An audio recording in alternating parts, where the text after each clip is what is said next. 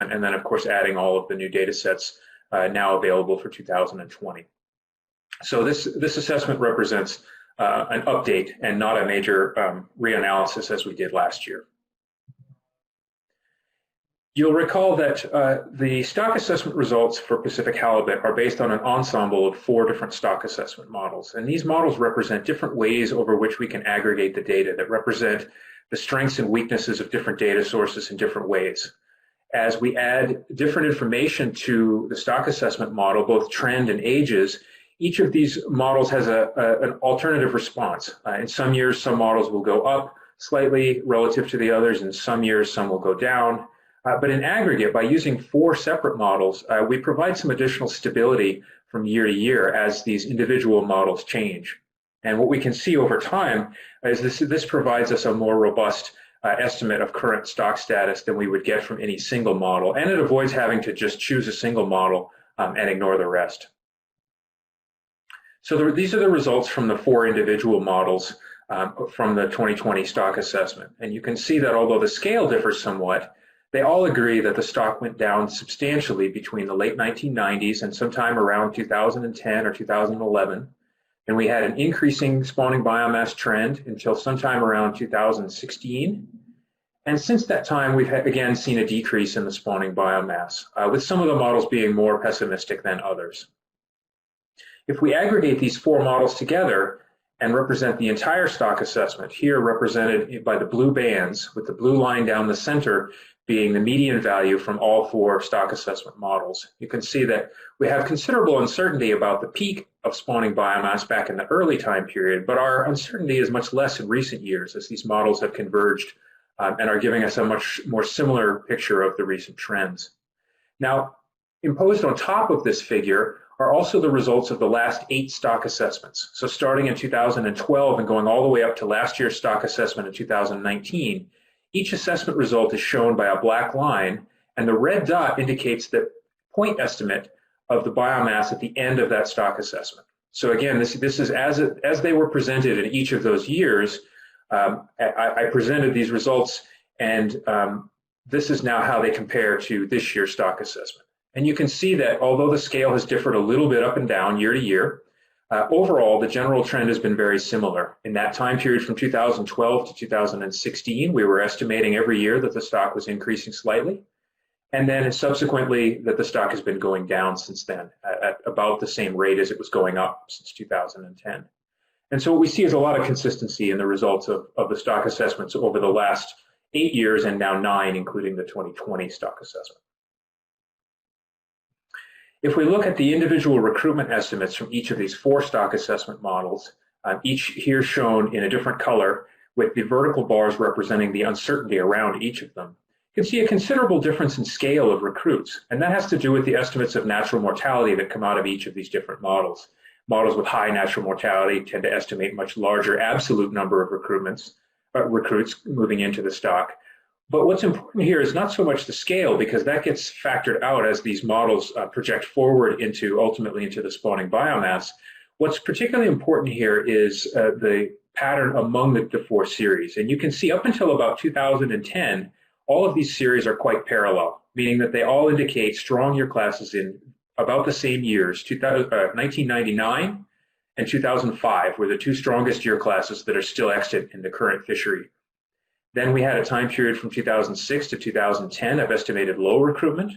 And now we have the 2011 and 12 year classes coming in. And you'll note that that is where these models start to diverge from being fairly parallel across that time series. And what that indicates is that each model is responding slightly differently to the incoming data on these year classes.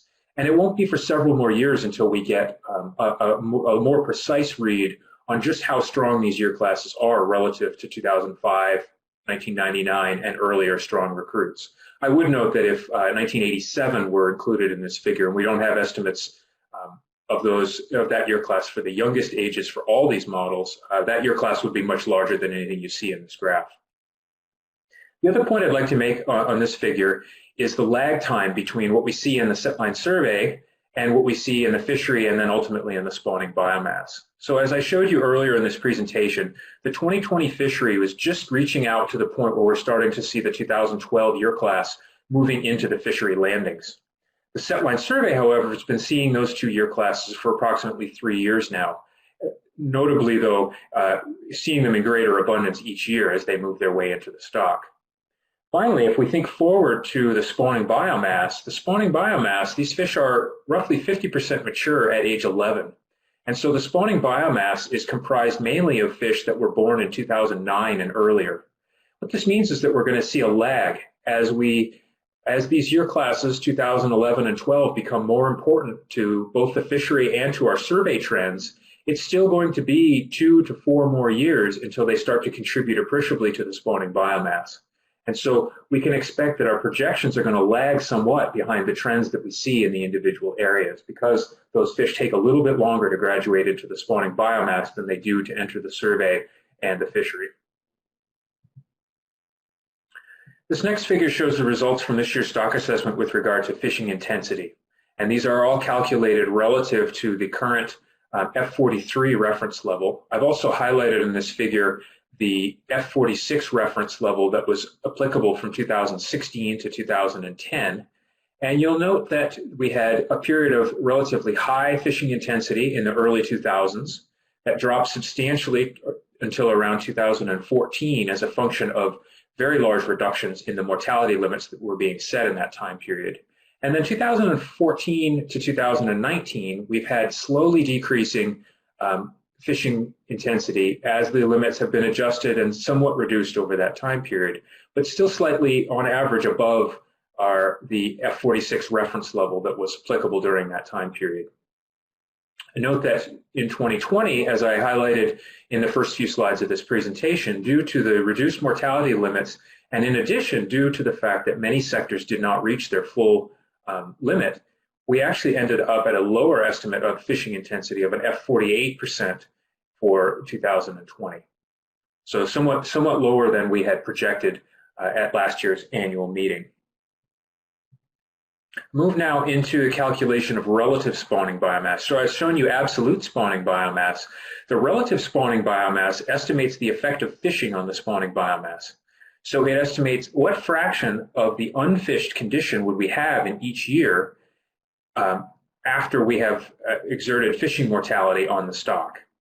And so the blue line shows you our best estimate from the time series. The blue band, the shaded band, shows you the uncertainty interval associated with that, and it is considerable, especially in some of the earlier years where we're not sure exactly what the scale of the stock was. The red dashed line shows the trigger reference point of SB 30%, below which if we estimated in a particular year that the stock had dropped below that SB 30% level, the interim management procedure would suggest a reduction in fishing intensity linearly down to the limit reference point at SB 20%, which is that full red line across the bottom, and the shaded zone at the bottom represents the area of conservation concern. If the stock were to dip below that SB 20% level, we would consider that to be a conservation concern. And you would interpret that to be the effect of fishing has then reduced the stock by at least 80% from where it would have been if we hadn't been fishing on the stock. So you can see, looking at this time period, that somewhere around 2012 or 13, fishing had had its largest effect on the stock. We had reduced the stock to the greatest amount due to the fishing mortality being exerted on it. Since that time, with the reduction in fishing intensity, we've seen a slight recovery. And at the beginning of 2021, we estimate the stock to be at 33% of that unfished condition. This next table shows you a summary of several different values from the stock assessment. A few things that I'll call out. One is that the utilization rate, or the fraction of the overall mortality that was retained, has gone up somewhat, mainly as a function of decreases in non-directed fishery discards, as well as discards in the directed fishery. So we're now at approximately 84% utilization rate, which is somewhat better than we've done in the last few years. As I've already noted, that mortality trend has been decreasing, and the fishing intensity estimates have also been decreasing. The spawning biomass has now decreased approximately 17% from 2016 to 2021. So that slow decrease, it continues for another year. Finally, I will note that although we have a reference level of fishing intensity, which is now at F43% for 2021 and moving forward, that the limit reference point or limit level of fishing intensity has not yet been specified in our harvest strategy policy. So the modeling highlights from this year are that although we see these 2011 and 12 year classes clearly in the data, we don't yet know how strong they are. And unfortunately, it takes several years of fishing on these year classes for us to get a strong estimate of just how large they are. I would expect over the next several years, now that they have graduated into the directed commercial fishery, we'll get a much stronger read on just how large the magnitude of these year classes is. And part of that is because even though we see them strongly in the age composition data, we don't see a strong response in the numbers per unit effort. And so that suggests some ambiguity about how large these year classes are. Finally, as I've noted several times now, the reductions in mortality in 2020 have led to somewhat lower levels of fishing intensity. So that would be our silver lining for 2020, is that we ended up with an easier year on the stock in terms of fishing intensity. Now I'll move into the projections and then into the decision table. So we make these projections each year, and we use a constant TCEY, recognizing fully that the Commission will be back next year to make another decision. By providing a constant TCEY for 3 years, it allows us to see the effect of that a little bit more clearly than if we only made a one-year stock projection. Secondly, we provide in the projections a range of mortality, from no fishing mortality at all in order to evaluate the stock dynamics, up to a large level. In recent years, we've used a value of 60 million pounds to describe what would be considered a high level of fishing intensity. We also provide additional detail between F40 and F46%, and I'll highlight a few of these columns or these specific levels as they relate to recent years and other reference points. So to give you a visual on these projections, this would be the stock projection of spawning biomass in the absence of any fishing mortality over the next 3 years, and this would include all fisheries from all sources. And you can see that based on the current growth rates for Pacific halibut, about the best we could do would be to get back somewhere near where we were in 2016 over the next 3 years. And this is a good reminder that halibut dynamics move relatively slowly. We see fairly long-term changes, and even drastic management changes may take some number of years to have much of an effect, as we see in this figure. The next level of projection that I'll show you is what I'll call the 3-year surplus production, or the break-even level.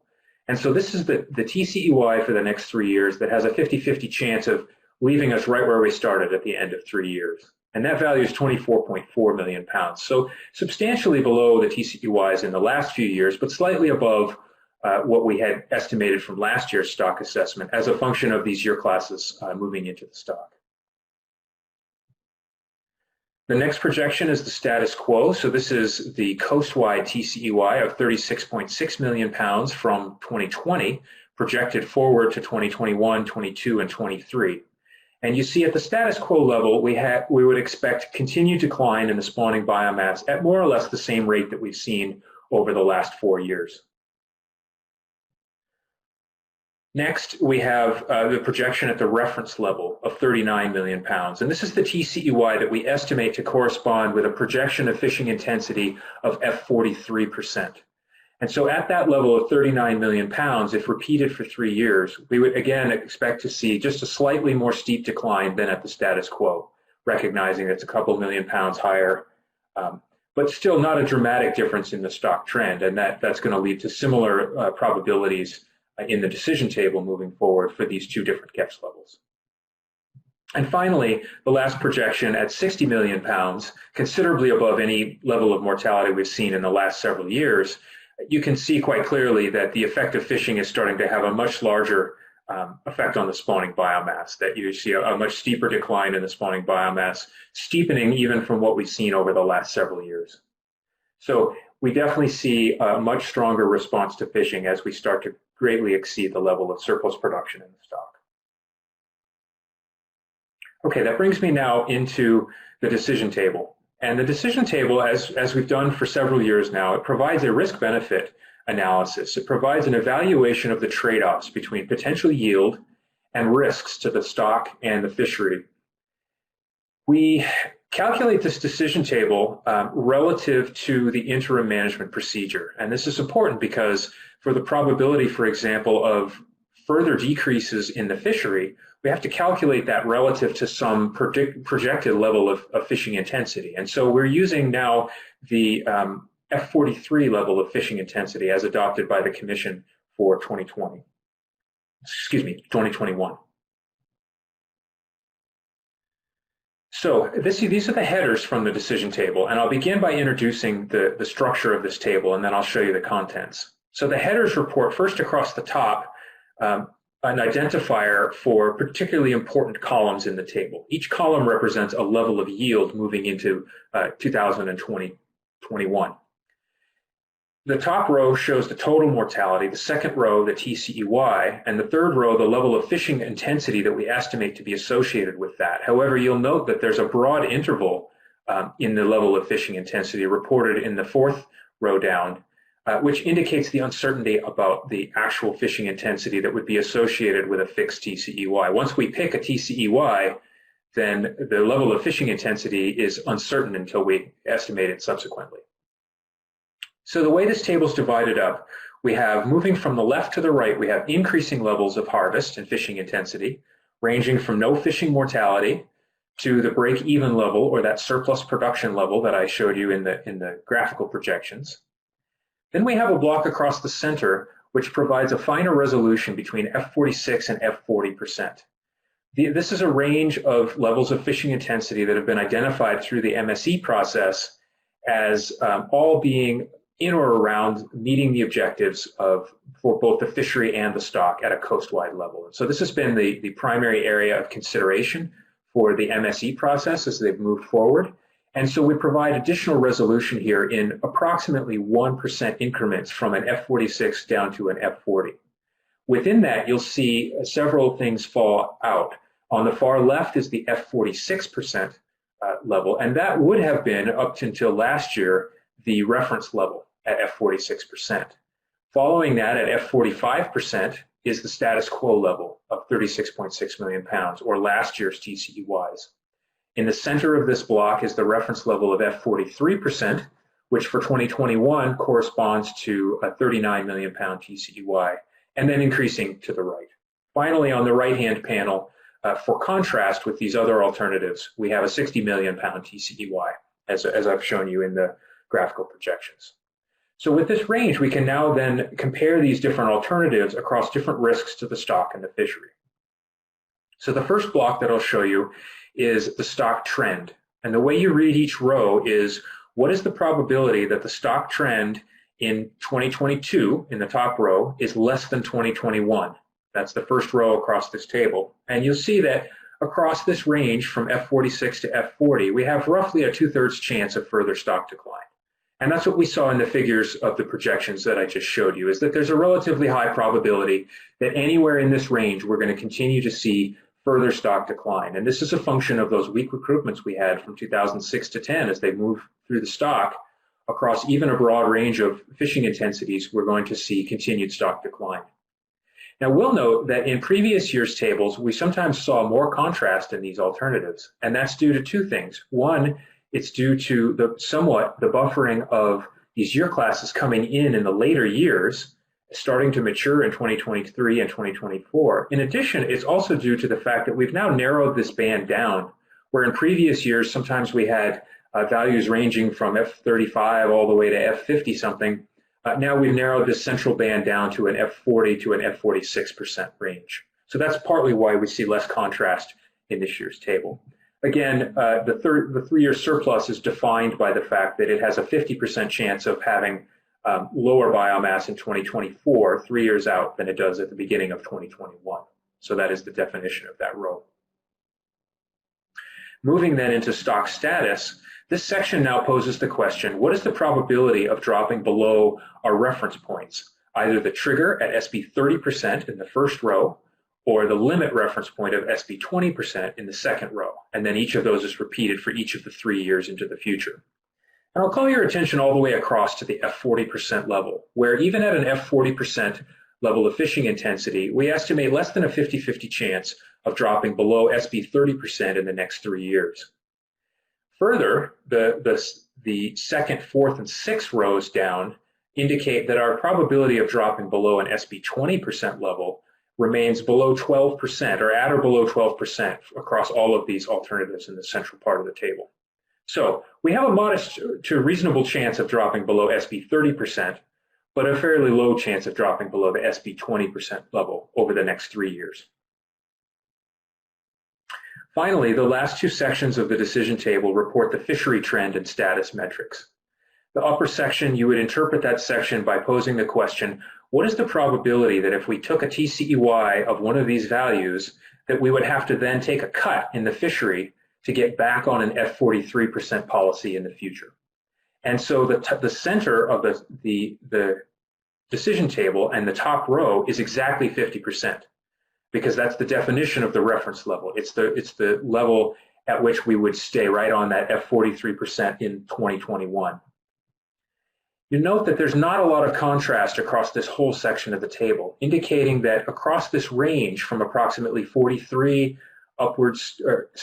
downwards to 35.5 million pounds, there's roughly a 50-50 chance that we'll have to take additional cuts in the fishery to get back to the reference level at some point in the future, either 1, 2, or 3 years out.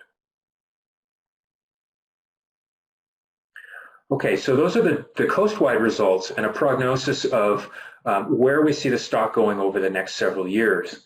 Now we can start to break that down with a little bit more detail into projections for regions and individual IPHC regulatory areas. So for 2021, we have created a revision to the mortality projection tool as it's been available for the last several years.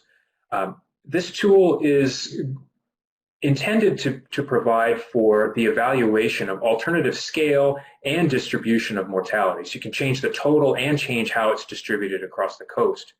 As we noted last year, the interim management procedure has become complex enough that this tool was relatively challenging to use last year in implementing all of the agreements that were currently in place and then further evaluating other alternatives. So we've made some modifications to that tool, and now all parts of the current management procedure, interim management procedure, are included in the tool, and so hopefully it will be easier to use this year. Noting that this tool is not yet available, we'll be posting this after we receive the post-season 2020 mortality estimates so that we have the final values for use during the lead up to and during the annual meeting 097. However, even though the tool itself is not yet available, I'll direct your attention to informational paper 3, which provides not only more information about the tool and its outputs, but also more detail about how the interim management procedure is calculated. What are the steps taken to do that? And that's what I'm going to spend a second now on, is describing the various steps that are included in the interim management procedure. So the interim management procedure, which the Commission has directed should stay in place for 2021 and 2022, is based on a number of different inputs. And I've divided these into two parts. First is the baseline, and the second are adjustments to that baseline. Now the baseline is a reference fishing intensity level of F43%, a 30-20 control rule, whereby that reference level of fishing intensity is reduced if the stock goes below 30%, the O32 stock distribution as estimated from the space-time model, and relative harvest rates of 1.0 and 0.75. And I'll note that all of these components, with the exception of the F43%, are consistent with previous management procedures all the way back to the blue line. So the 30-20, O32, and relative harvest rates have been consistent right through this process over the last approximately 8 years. The F43% is a revision to the reference level that was adopted in 2020 from F46 in previous years. Now the adjustments to that baseline are in two parts. The first part is IPHC Regulatory Area 2A is assigned a TCEY of 1.56 million pounds. And the percent of the coastwide TCEY in IPHC Regulatory Area 2B is based on a weighted formula of 70%, of 20%, and 30% of the baseline as calculated above. Finally, there's an additional adjustment for IPHC Regulatory Area 2B, which is to use that formula and then add on the difference from the 2B TCEY with and without accounting for U26 non-directed discard mortality. So essentially, if we take all the U26 discard mortality out, all the TCEYs go up, and half of that difference for 2B's TCEY gets added back on and retained in the final interim management procedure. So what I've just laid out is exactly the way the mortality limits, the reference mortality limits were calculated for the 2020 fishing season, with the exception of the F43 level of fishing intensity. So I realize that's a lot of information. I'll step through the calculations, and hopefully it will make more sense as I step through the various calculations. So in this first slide, what I'm showing you is the estimates of O32 stock distribution across the top. Second is the relative harvest rates applied to each of the IPHC regulatory areas. And the combination of those two results in a TCEY distribution. You'll note that that distribution is slightly higher in the eastern areas and slightly lower in the western areas as a function of the application of those relative harvest rates. As an example, IPHC regulatory area 3A goes from 36% up to 40% as it gets a full 1.0 relative harvest rate relative to 0.75 in the western areas. Now, after the TCEY distribution has been calculated, then we can move to the adjustments. So the first set of adjustments is to assign to A a TCEY of 1.65, and then to use the weighted formula for 2B, which results in, for 2021, in an estimate of 17.5% of the TCEY in 2B. We don't have the other values yet because we need to know what the total TCEY is. And so we calculate the total TCEY based on the reference level of F43%. So from that calculation, we find that the total TCEY is 39 million pounds. And then once we have that value, now we can apply the 1.65 to calculate the percentage for 2A and the percentage for 2B to calculate a TCEY. Noting in 2B that that percentage then is adjusted to account for, in this case, for 2021, 0.18 million pound addition to account for U-26 non-directed discards in Alaska. The rest of the IPHC regulatory areas are held in exact proportion to the third row up, or third row down in this table, and are adjusted accordingly until the entire distribution sums to 100%. And that's what provides us with the interim management procedures, TCEYs distributed to individual IPHC regulatory areas across the bottom of this table. Now I'll put those in context by comparing them to recent calculations, first of the reference TCEYs and also the adopted TCEYs. And I'll do this first by region because it's a little bit easier to see some of the broad trends. I noted early in this presentation that we saw a fairly big decrease in catch rates in region 2, which corresponded to a decrease in our estimates of stock distribution, and a corresponding increase in region 3. Well, you can see that quite clearly here, where the reference level from 2020 to 2021 has gone up substantially from 31.9 to 39, but the increase in region 2 is much smaller than the increase in region 3, where region 2 is adding approximately 1.4 million pounds. It's much larger in region 3. You can also compare to the aggregate of the adopted TCEYs in each of these IPHC regulatory areas, noting that particularly in those years in 2018 and 2020, when the reference TCEY was low, the adopted TCEYs tended to be somewhat higher. Finally, I'll break these down all the way to the level of individual IPHC regulatory areas. And here you can now see quite clearly the effect of some of the specific trends in stock distribution that occurred in 2020. So I'll draw your attention to the fourth column in IPHC regulatory area 3A, where the reference level went from 9.8 million pounds last year up to 14.11 million pounds for 2021. And although all the areas went up from their reference level, that's the single largest jump, and that's due to that 24% increase in O32 weight per unit effort that was observed from 2019 to 2020 for IPHC area, regulatory area 3A.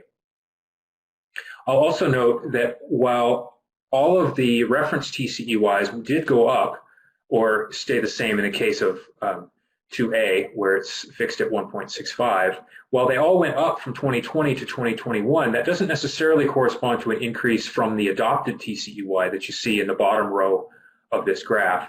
In those cases where the adopted TCEY in 2020 was above the reference level, particularly in 2C, it does not correspond to an increase at the reference level for 2021. Finally, then using preliminary values in the mortality projection tool, we can then provide, and again, this is preliminary, we'll be updating the non-directed discard estimates at the end of the year in time for the annual meeting. The preliminary breakdown of these, just to get a sense of what these various TCEYs might mean to individual fisheries sectors in the different IPHC regulatory areas. Noting that it's probably best to focus on the detailed breakdown for your own regulatory area if you have one that you're familiar with, because the catch sharing plans or the catch agreements in each of these areas differs quite appreciably.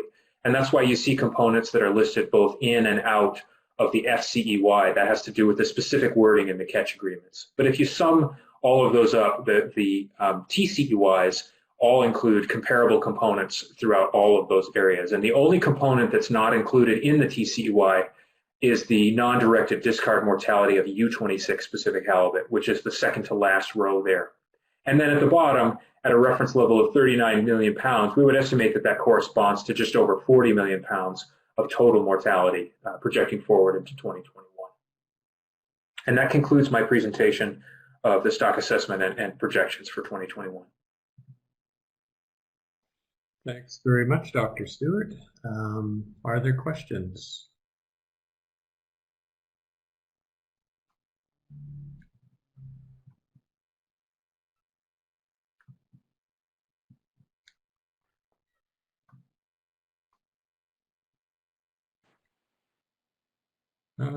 Peter. Thanks for that presentation. Really well done again, Dr. Stewart. Hoping to look at slide 11. I have it on here. I think it would be helpful if we see the slide.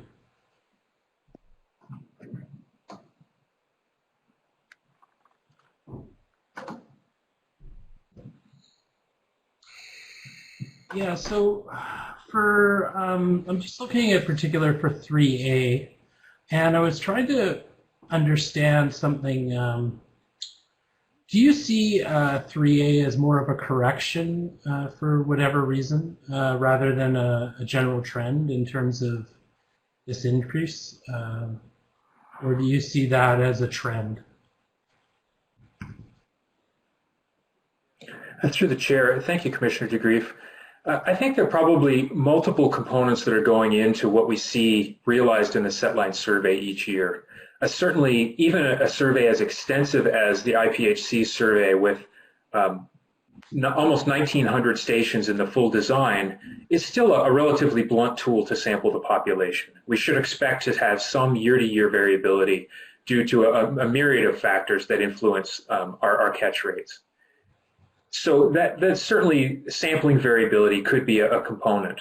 However, I also note that during the same time period, we've seen apparently some shifts in the distribution of these incoming year classes. And so I think that that's probably also contributing to this. In 2019, we quite clearly did not see a large representation of the 2011 and 12 year classes across the center of the stock.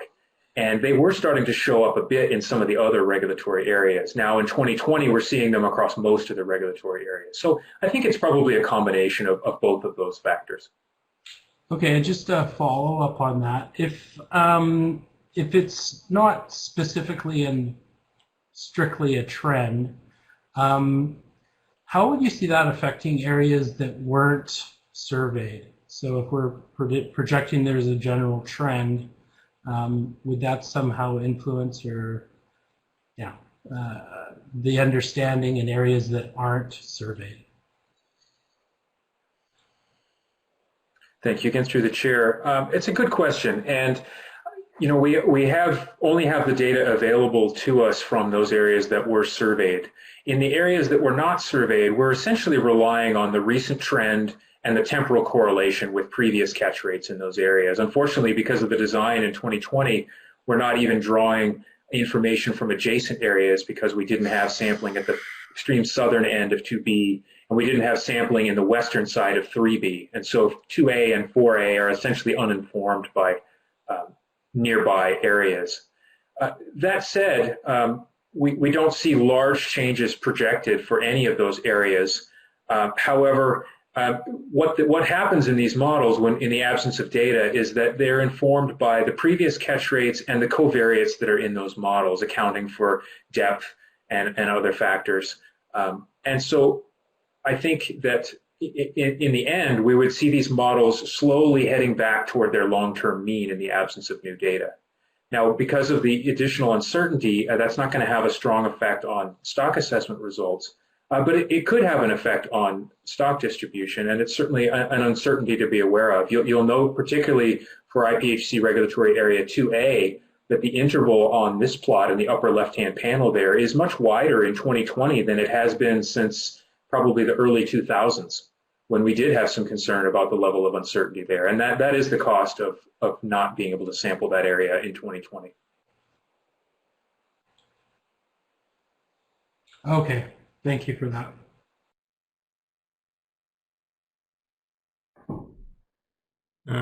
Richard.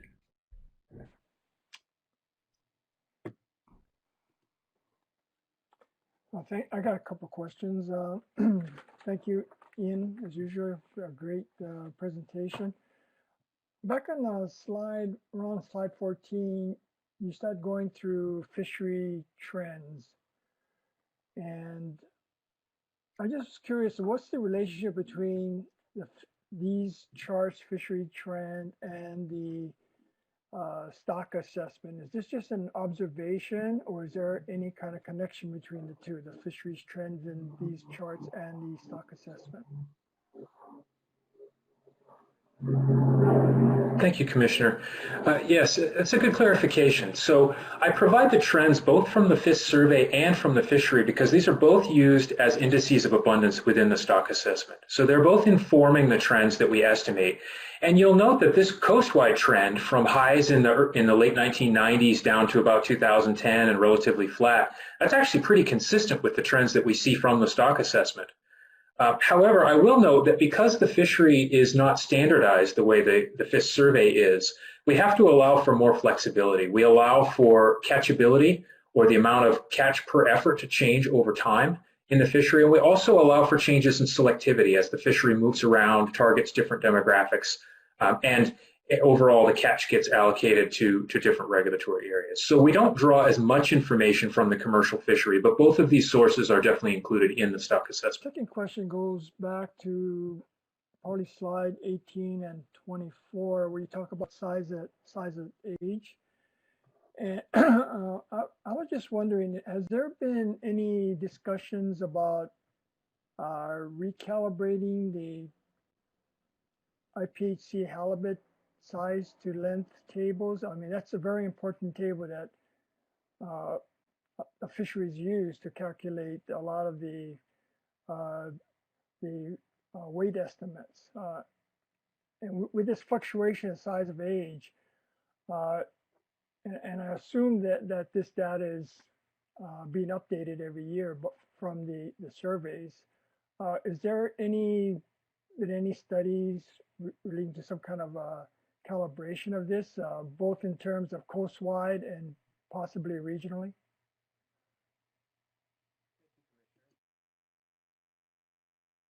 Thank you, Commissioner. Through the chair, yes, in fact, this is an area of active research for the Commission. As you'll recall, we began in 2015 collecting individual halibut weights in the ports as part of our standard port sampling, and we've continued that. So since 2015, we've not had to rely on the standard length weight equation for the directed commercial fishery. Beginning in 2019, we also added collection of individual weights to the FIS survey. And so both 2019 and 2020 weight per unit effort is based on measured weights rather than predicted weights from the length weight relationship. And I think those are very, very much going to strengthen our data sets moving forward. Now, however, we still do use the length weight relationship to describe many other data sets, including non-directed discards and recreational sectors. And we recognize that there has been some observed deviation from the length weight relationship, particularly in recent years. And so it is an ongoing effort to revise that. We have waited to do that revision until we had at least a couple of years of fish survey data, so that we had those length-weight relationships informed not only by the larger fish that we see in the commercial fishery, but also by the smaller fish that we measure on the fish survey. And so I would anticipate that very soon we'll be able to revise those. And we don't yet know whether the variability is such that we will need to have a length-weight relationship that maybe changes over time, or perhaps doesn't change over time, but recognizes some of the differences that seem to persist among IPHC regulatory areas. So both of those two things are possible, and I would anticipate some revision to the length-weight relationship in the near future.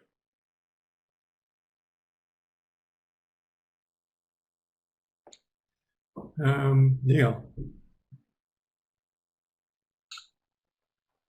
Thank you, Dr. Stewart. I had a question about the portion of your presentation where we were talking about recruitment.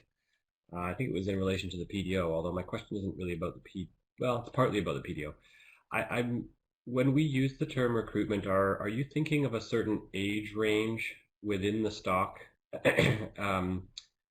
that is positively or negatively influenced by the PDO? Or is it the entirety of the stock that is responsive to those conditions? I guess a bit of a two-part question there. Thanks. Commissioner Davis, yes. In fact, recruitment is a term that's used quite differently across many different fisheries analyses. In some cases, it's used to refer to the time when fish actually recruit into the fishery.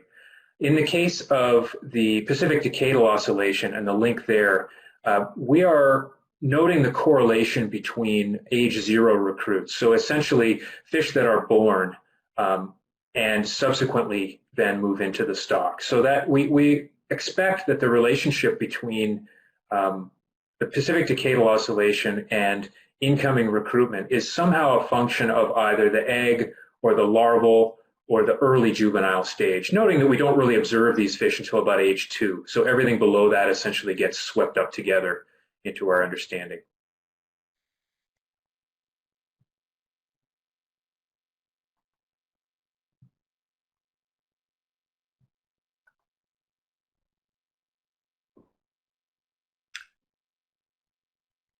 Did you have other questions, Neil? No, that was my main question. I guess do we know that whether the PDO has any association with the positivity of conditions for the rest of the stock?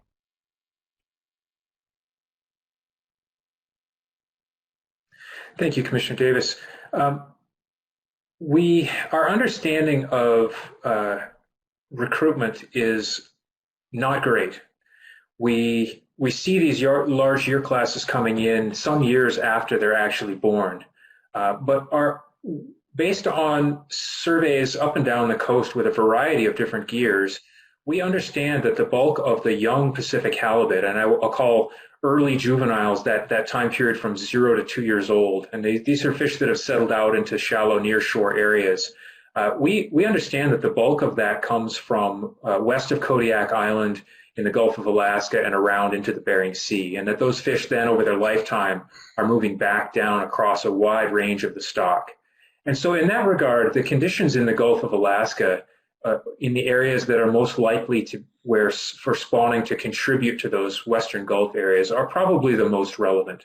Not to say that conditions in the rest of the stock aren't important, but given that the core of the stock and likely the core of the spawning occurs in the central Gulf of Alaska, I think this is probably the most important place to focus our attention.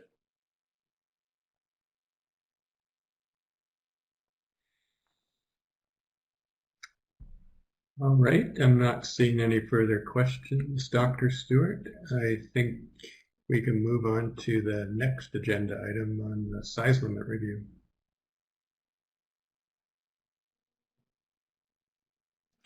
Thank you, Mr. Chair. I'll just hold tight while the support crew queue up the next presentation. And I will note for everybody's benefit that this one is much shorter than the one I've just completed.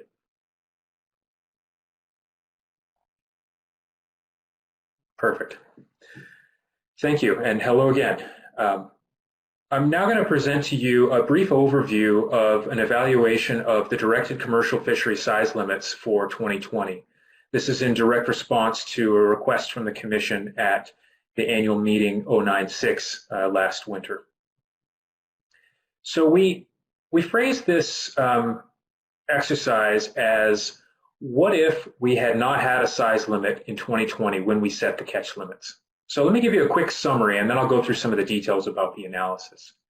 If we had not had a minimum size limit in 2020, we could have potentially increased the yield to the fishery by 7%. That's 7% more pounds across the dock. We would expect that that would correspond to an increase in fishery efficiency of 18%. Fishery efficiency being the amount of catch handled per landings brought to the dock, and a decrease in discard mortality of around 800,000 pounds. It turns out it was slightly lower than that in 2020, but that was our estimate at the time. Further, and this is one of the main questions that's arisen in previous size limit analyses, or what would have happened to the value of the fishery? And so we introduce a new metric here of critical price ratio, suggesting that if the price paid for these U32 fish were at least 60% of the price for O32 fish, then the fishery would have gained value, perhaps a lot of value if that percentage had been higher than that. But that provides a metric of the break-even point. And finally, we note that the imposition of size limits would have a substantially different effect across different regulatory areas. And I'll go through each of these things in much more detail here in a second. We also evaluated what would have been the case had we added a maximum size limit of 60 inches for 2020. We found that that would be approximately yield and value neutral, so it would have shifted things around a little, but no real gain in yield or value. It would have increased the discard mortality by a little over 100,000 pounds and a small decrease in fishery efficiency. It would tend to increase the spawning biomass of those largest fish and therefore encounter rates in recreational and other fisheries. We don't believe that this imposition of a maximum size limit would change net recruitment. However, it would also have a substantially different effect across IPHC regulatory areas. So that's the summary. Now let me go into some more detail. And I don't have time today to take you through every step of the paper. I'll note that there's quite a bit of analysis, and in fact, appendices describing in more detail the methods and some additional data sources, such as a detailed breakdown of fish below 32 inches from the FIS survey in one of the appendices. But overall, the document provides a background, a summary of the historical studies on minimum size limits, a summary of the data that we have, both for the minimum and a potential maximum size limit, and then an evaluation of each. As I've noted, the evaluation is done as a replay of the catch limits in 2020, what they would have looked like with and without these size limits. So to recap the historical studies, and again, there's a much more thorough discussion in the paper, but in a nutshell, these historical studies have shown that we've increased our foregone yield over time. So early on, the first few size limit analyses, and I should say that a great number of people have evaluated the size limits. Beginning in the year that the size limits were implemented, the Commission almost every 3 to 8 years has had another size limit analysis throughout that entire time period, trying to better understand what are the effects on the stock and the fishery. Over that time period, each of those analyses has subsequently estimated a slightly larger amount of foregone yield. And I think that this most closely tracks the decline in size at age, where early in the time period, just after the size limits were put in, the fish were still growing very rapidly. And now, decades later, with much lower size at age, the potential benefits and perhaps even costs of a size limit have changed dramatically. There's also been an increasing recognition over time that discards and discard mortality rates matter. So the early studies didn't really consider the effect of discards and discard mortality, whereas after several of those studies, and these are all referenced in the paper, there was an increasing acknowledgement that actually the success of a minimum size limit depends on discard mortality rates. At very high discard mortality rates, in the extreme, at 100% discard mortality rate, it doesn't make sense to have a minimum size limit under any conditions because they're all ending up dead anyway. So that's also been a change over these historical studies. And finally, In the early years, these studies were evaluating size limits in the context of a management system that did not respond directly to mortality of young fish. So this was essentially in the early years providing a buffer against catch limits that were being dealt with just for larger fish. Now, based on the shift to SPR-based management in 2017, the Commission is actively managing to maintain adequate spawning potential regardless of how the catch is distributed. So there's no additional benefit to the management system of having a minimum size limit, given that we're already accounting for the effect of mortality regardless of which demographic it comes from. So by way of background, and just to sum up some of the data that's available, the U32 discard mortality, and these estimates are only through 2019. When we first prepared this document, we didn't have the 2020 final estimates available yet. But this provides you with a look back over 3, 5, and 10 years from 2019. And you can see that at the 5-year average, discard mortality in the directed commercial fishery, and this is directed commercial fishery only, has comprised approximately 1 million pounds a year. So there's 1 million pounds of halibut that end up dead and not utilized. As a percent of the total commercial catch by weight, this corresponds to somewhere in the range of 4% at the 5-year average. Noting that it varies pretty substantially with the low overall of 2% in IPHC regulatory area 2C at the 5-year average and a high of 7% in regulatory area 3B. And these correspond to the two areas with the lowest and the highest encounter rates of sublegal fish in their fisheries. So how about large fish? What data do we have available for large fish? Well, we looked both at the setline survey as well as in the commercial fishery data for the last several years. And because we now have sex-specific commercial fishery information, we can look at this directly in the context of the commercial fishery. And I don't expect you to be able to read all of this table. This is an abridged version of Table 4 in the document. But what I would call your attention to here is that of these fish, and we evaluated 3 potential levels here, 55, 60, and 65 inches, basically all of these fish are going to be females. There's no question that once you get above 55 inches, most Pacific halibut that are that size or greater are females. However, one thing that we would normally expect is that if we protected large fish, we would be protecting the old fish and therefore likely the mature fish. Is not necessarily the case. So I'll highlight here in the center of the slide the average age and the age range for IPHC regulatory area 2C. And you'll note that although the average age of a fish that's 55, 60, and 65 inches is around 17 or 18 years old, there are also some fairly young fish included in there. So the age range at 60 inches ranges from 9 to 36 years old. So that is, fish above 60 inches in IPHC regulatory area 2C may or may not be older than 10 years old, and they may or may not even be mature yet. And so unlike some settings where you have some fisheries where you have a very direct translation from size to age, we don't see that for Pacific halibut. So protecting large halibut is going to actually capture or is going to actually influence a wide range of different ages. And that's going to vary somewhat by regulatory area as well.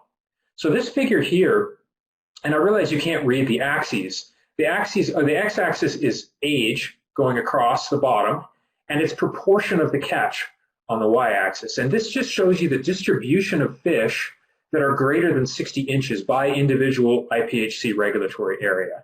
And you don't even need to be able to read the labels to see that if I put age 16 in there, age 16 being one of the older ages that's still relatively common in the fishery, you can see in the top right, IPHC regulatory area 2B, a substantial fraction of those 60-inch fish are actually below age 16, quite a few of them. And similarly, 2C, which is the second down on the left, again, a large fraction of those fish are actually less than 16 years old. Contrast to 4B in the bottom left, where almost all of those fish that have reached that size are older than 16 years old. And so the biological effects, as well as the encounter rates in various fisheries, are going to differ quite substantially by individual IPHC regulatory area. Okay, so what did we do with these data, these inputs? As I mentioned, we did a replay of the 2020 mortality limits. And so the process went like this. We had the 2020 mortality limits as they had been adopted. And what we did was to remove and add the size limits. We also accounted for several sensitivities whereby maybe the fishery would target on small fish, or maybe they would actively avoid small fish. We don't actually know. So we allowed for several sensitivity analyses to see how much difference that would make. And then importantly, what we did was to match the same SPR, or level of fishing intensity. So we said, okay, here's the level of fishing intensity that was adopted. Let's make sure that doesn't change, and then recalculate the yield, discards, and all these other metrics from the fishery, both with and without size limits, but importantly, maintaining that same level of fishing intensity. So what that means is that the reproductive output per fish is held constant across all of these different alternatives. And so what we can see is at the same level of fishing intensity, how does this play out in terms of fishery yield, discards, and other metrics? And so the results can really all be summarized in a single figure. What this figure shows you is for each of these different alternatives, the amount of relative yield that was produced by that alternative. So on the far left-hand side there, you see current minimum size limit, and the yield is 100%. So that was the adopted catch limits. Then you see across the middle are a whole range of different alternatives showing having no minimum size limit in 2020 and having different levels of targeting or avoidance, ranging from 30% avoidance on the left up to 30% targeting on the right. And so the green and the blue illustrate the fraction of the yield that would come from fish that are less than 32 inches. So clearly you can see those green bars are increasing as you move from left to right. The yield is actually increasing as well. So if there were some targeting of U32 fish, it would actually serve to increase the yield to the fishery under this current level of size at age that we're seeing in the stock. Not dramatically, but by as much as 6 to 8% across this range of different fishery responses. On the right-hand side is the maximum size limit. And you can see that at a 60-inch maximum size limit, the yield is estimated to be approximately 100%. So essentially no change in the yield available, even though that yield is coming out of now a slightly different demographic. So these differences, however, are going to play out differently across different regulatory areas. So this first table, and this is table 6 from the document if you want to look more closely, provides what we would project as the percentage of U32 in the landings.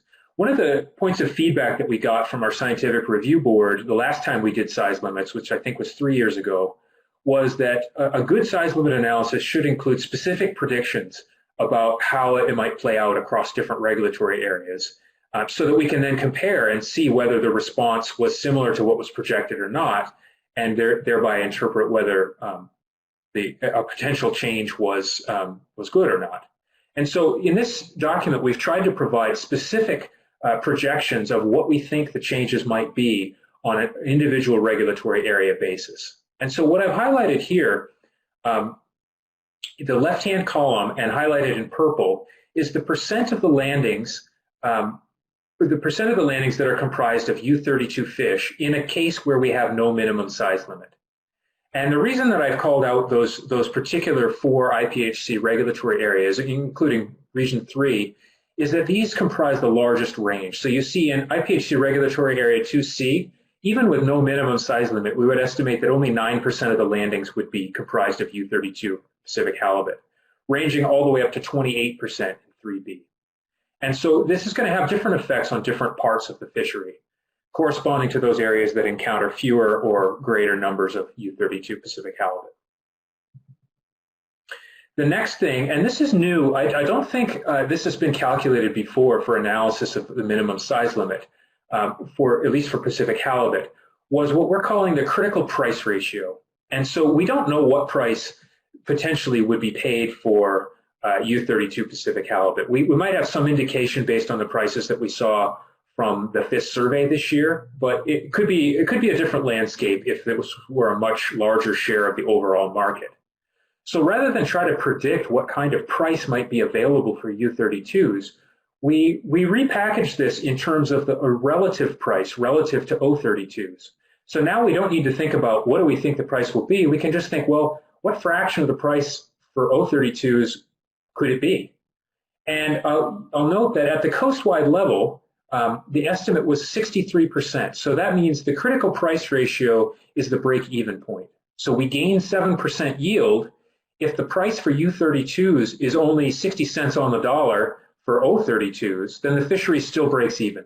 If it's more than that, if it's 70% or 80%, then the fishery actually gains value as a function of that additional yield.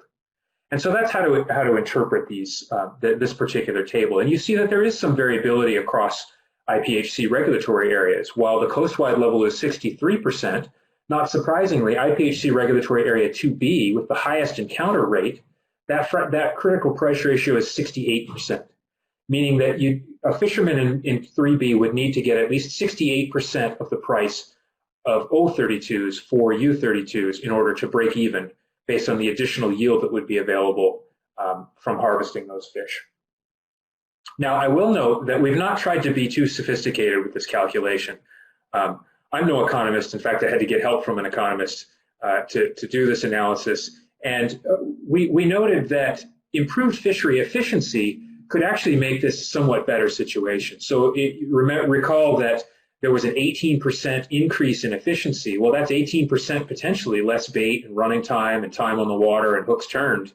And so those are not parts of this calculation that are factored in. We've only just purely looked at the price ratio itself. So the paper includes a fairly wide-ranging discussion of a number of other considerations that are potentially important to the consideration of size limits. And I don't have time to go into them here. I'm certainly happy to answer questions about any of them. I will call out just a couple pieces, and one is the second bullet there, economic value. There's certainly a lot more that can be done beyond just this very simple analysis of price at the dock for U32s and O32s, and I think we've just opened the discussion with this paper on that front. The second one that I want to call out is the relationship between spawning biomass and recruitment. Because the IPHC is using a constant SPR policy, under any of these scenarios, we would be attempting to maintain the same relative level of fishing intensity or the same spawning output per fish in the stock. But adding or subtracting size limits would change the demographics of that. And I'll speak a little bit more to that here on the next slide, which is the summary table of the potential for these two management actions. So we evaluated just removing the minimum size limit and not a whole series of gradations. But you can interpret that any gradation between 32 inches and no size limit at all would have some intermediate effect to the values that I presented here. Similarly, we didn't have a specific directive on the maximum size limit shown on the right here, but we tried to find at 60 inches a compromise between something that would be relatively infeasible due to the encounter rate of those large fish, but yet something that would still have some of the same properties. What we've done in this table is to summarize the response across a series of variables that we thought might be helpful for making a decision about size limits. The first I've spoken to already, of fishery yield. The second, in fishery value, I've already spoken to. The third, with regard to discard mortality, noting that removing the minimum size limit decreases the discard mortality, and adding a size limit would increase the mortality and could actually further increase over time as we see a buildup of larger fish in the stock. Fishery efficiency, similarly to discard mortality, we would see an 18% increase with removing the minimum size limit and a 3% decrease by adding a maximum size limit. That corresponds to that 3% of the catch that would have to be discarded. One thing I have yet to speak to is the effect on our data sources. So by removing the minimum size limit, and thereby, if the regulation that all legal fish would need to be retained was retained, then we would actually have an improved data stream, because we would be able to sample import all of the fish that were being encountered by the fishery. It would actually potentially give us, just like we see from the FIS survey, an earlier view of incoming recruitment. In contrast, at maximum size limit, we would now not be able to sample those large fish. And so over time, we would have less and less certainty about the fraction of those large fish that were being encountered by the fishery. We would still have an estimate of those fish in the stock from the setline survey, but not so much a direct estimate of the encounter rates in the fishery, except as we can get from the ongoing observer programs. Finally, we considered encounters with large fish in the recreational fishery. This might be one of the most tangible benefits to a maximum size limit, would be you'd have more large fish in the biomass, and therefore the encounter rate would be higher. But just because we have more fish in the biomass wouldn't necessarily correspond to more spawning biomass overall, because we would still be balancing the same level of fishing intensity, and therefore we would likely be able to fish more heavily on the younger fish. However, to the degree that those older fish might be more successful at spawning, there could be a hidden benefit there that currently we have no evidence for a strong effect of increasing fecundity or reproductive success at large sizes or ages, but that is something that's been observed in other species, even though we have no evidence for that for Pacific halibut. Finally, we don't believe that either of these would change the demographics enough to change the average of projected recruitment. Recruitment seems to be driven as much by environment as by spawning stock, and so we think there would be little change and certainly no detectable change on that front. So the recommendations at this meeting are just to note this paper, and if there's anything additional that the Commission would like to see added to this, to request that now so that the Secretariat has time to address that before the annual meeting, IM097. Thank you for your time. Thanks very much, Dr. Stewart. Any questions?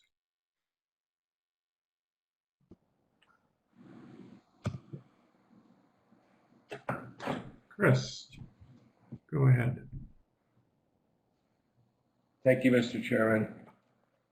Sorry, I have a big echo. Hopefully it's not coming across for you. Ian, thank you. I was going to ask, relative to slide 26, why the 3A and 3B discard mortality is so much higher than the other areas. And maybe my question is better asked is, why are there so many more U32 encounters in those two areas? Or is it just the absolute magnitude of the catch in those areas? Through the chair, Commissioner Oliver, I think it's a combination of both of those things. The overall level of harvest is higher, and generally the higher the landings, the higher the encounters with sublegal fish. And so 3A certainly comprises a very large fraction of the coast-wide catch in a particular year. So that's definitely one factor. The second factor is that this is where the majority of these fish are distributed. So we see the highest encounter rates in some years in regulatory area 4A, but that doesn't translate into quite as high a mortality because that fishery is much smaller in overall magnitude. So the rates tend to increase as you go west in the Gulf, but the catch tends to increase as you go east. And the trade-off between those two things leads 3A and 3B to be the highest levels of overall mortality as a function of both of those factors. Great, thank you. Can I ask, are y'all hearing this terrible echo? No, we're not. No, I wasn't hearing an echo. Wow, okay. I guess I have a comment. I guess we're not poised to make a decision on this at this meeting, but when I look at the summary slide and all the information, I, speaking as one commissioner, would totally be prepared to make a decision on this. I think it's a no-brainer to look at removing the minimum size limit. So having said that, I just want to make sure that this is teed up for a possible decision point at the annual meeting.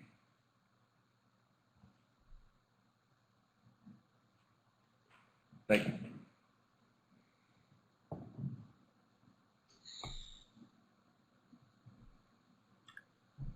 All right, thanks, Chris. Richard.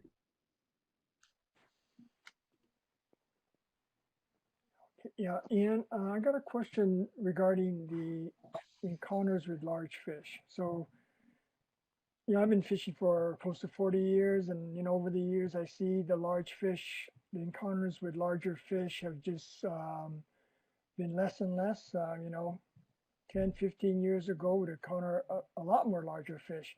So what's happening in the fishery? Are we just, because of selectivity, both in recreational and commercial fisheries, just harvested all these large fish to the point where we have the overall population being younger and smaller, or is there anything to be said about fisheries-induced evolution, where you can genetically change the future of the fish by selective harvest?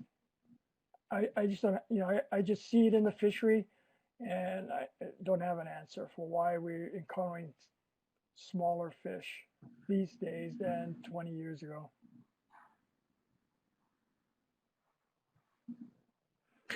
Through the chair, Commissioner Yamada, thank you for the question. It's a good question.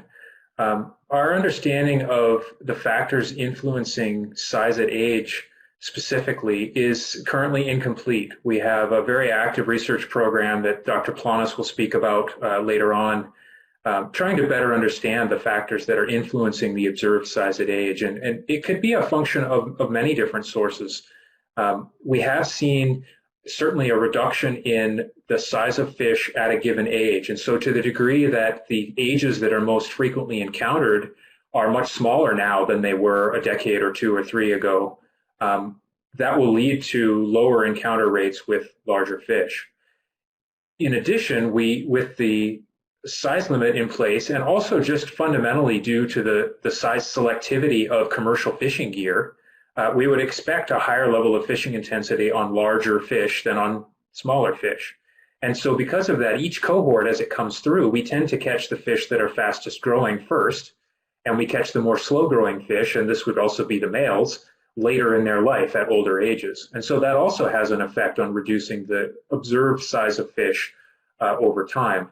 Now, the third component that you mentioned, fisheries-induced evolution, is a different process in addition to these other ones. And that the potential there, fisheries-induced evolution is where not only are we catching the fast-growing fish, but that the ability to grow fast is heritable, and the potential for that to be reduced in the stock over time. And this has been demonstrated in some experiments generally with small, high turnover species, but perhaps in some other commercially viable species as well.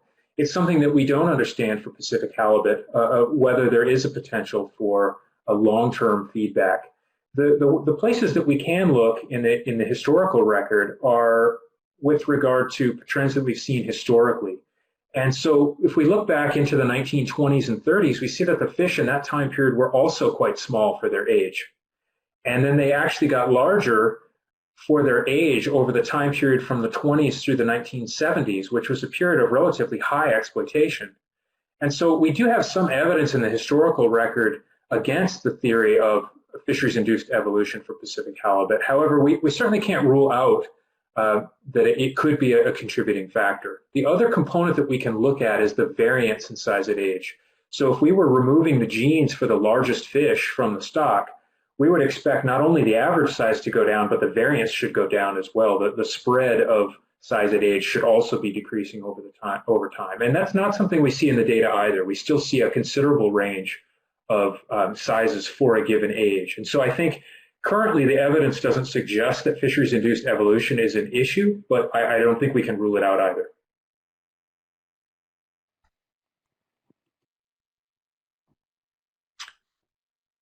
All right, Neil.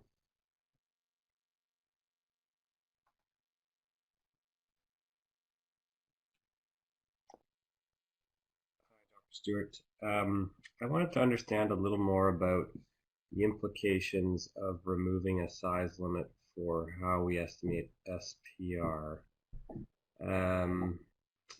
So if we saw, for example, retention of U32 or even targeting, what effect would that have on our estimates of SPR compared to something like avoidance, and then also kind of factoring in the discard mortality that would be associated with the current regime? Like, I'm just trying to get a handle on how this potential change would affect SPR and our estimates of that year by year.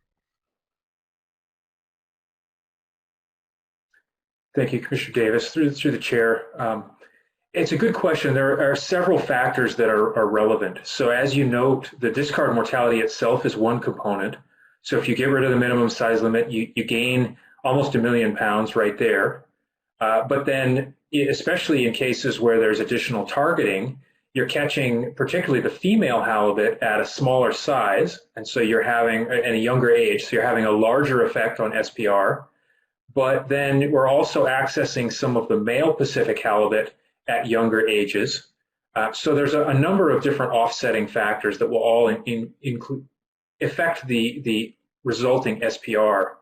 The key is that these are things that we can measure and account for. So if, for example, if the minimum size limit were removed, there would be a lag as we transition into a fishery that's retaining these fish. So in the very first year, we wouldn't know whether there was targeting or avoidance. We wouldn't know ultimately the realized fraction of U32s. However, after a year of port sampling, we would then see how the fishery is responding and be able to incorporate that. And so those offsetting factors are why we don't just see, it's not as simple as just adding 1 million pounds onto the current mortality limits. The 6 to 8% range responds to a variety of different fishery responses and feedback levels to the SPR calculation. But moving forward, the stock assessment and the management procedure that we have is flexible enough to account for this kind of a change because it uses the information from the fishery to calculate and update on an annual basis the SPR that's being realized on the stock. And so in the absence of a minimum size limit, after a year's data, we would have an estimate of the fraction of males and females and the size range of those fish. And that would be incorporated into subsequent analyses. So could I follow up on that? If let's envision go ahead. Let's envision a scenario where maybe this is implemented and we are 3 or 4 years into it. Will we be able to do something like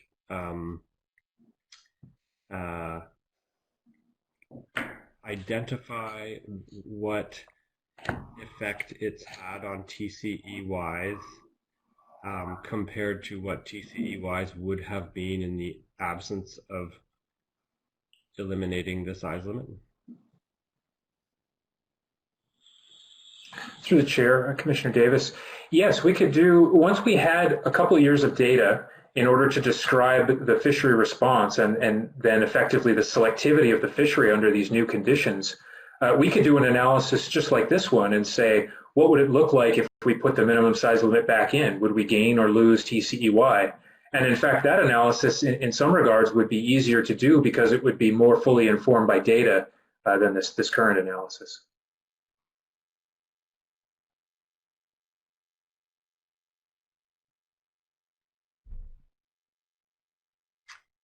Any more questions, Neil?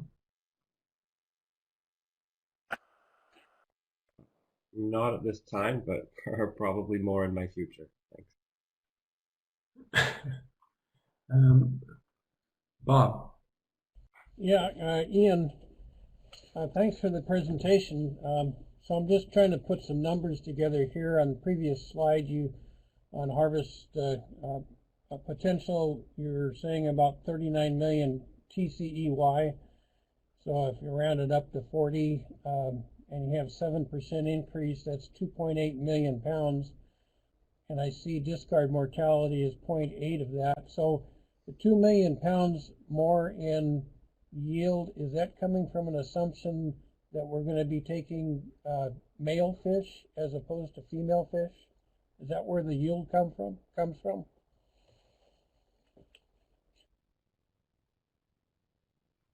Through the chair, Commissioner Alverson, yes, it does incorporate the fact that there would be more males projected to be harvested, but it also accounts for the fact that there would be more younger females, and at the current size at age, the evidence is that we would get a greater yield per fish harvesting them at a slightly smaller size than we have been. Given the current trends in size at age. So that estimate of yield incorporates all the various factors that are contributing to the fishing intensity.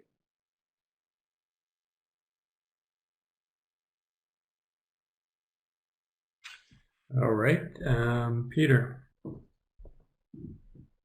Yeah, actually, a couple of my questions were already answered, just in terms of genetics and harvesting. But so we're in a position where we have a couple of young recruits. They haven't yet spawned into part of the spawning biomass. Where there's potential for even more because of a positive PDO from 2014 on. Do you see this fishery yield changing over time? Like, is this if we did it last year, it would be this, but into the future, it may be different because, yeah, just if you understand what I'm asking.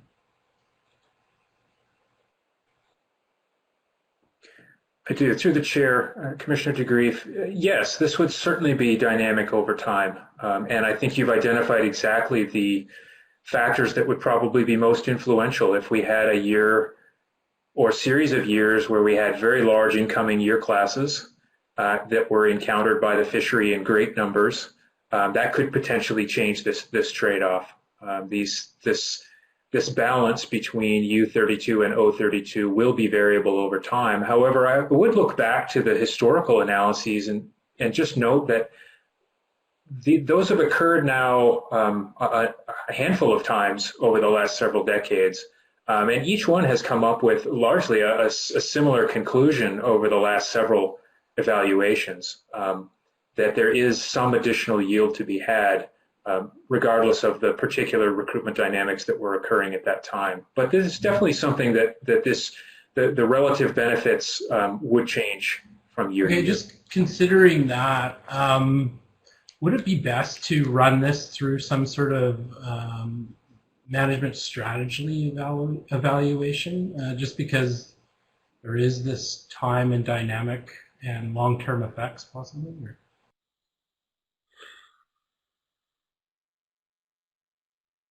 Thank you. Through the chair, Commissioner DeGreef.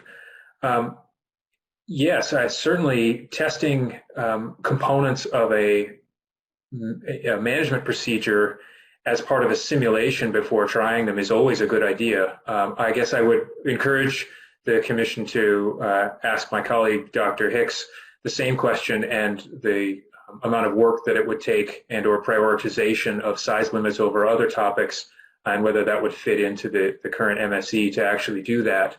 But certainly that would be, we could learn, there are things we could learn from that process as well, particularly how variable this might be over time. Thank you very much. Very good. It was a very good read and a thorough document. It was very interesting to me. Thank you.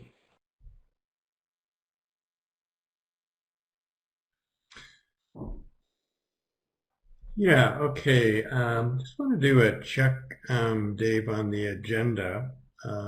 I note for tomorrow on agenda item 9, I don't think there are any presentations for that item. Is that correct? That is correct, Chair. Yes, we don't have any presentations scheduled for agenda item 9.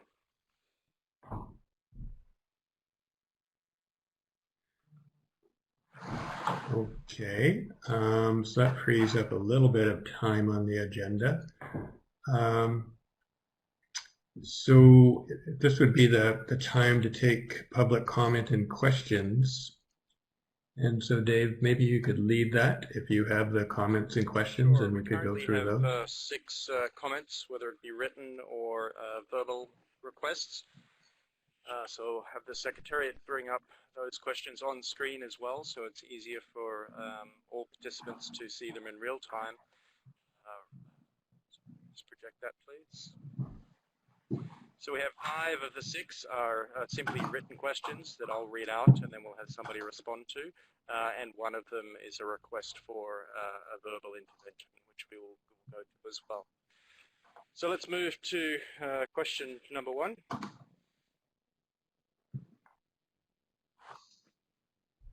Just want to make sure that's optimized and that the size limit presentation is not visible, and I can't tell whether that's the case or not.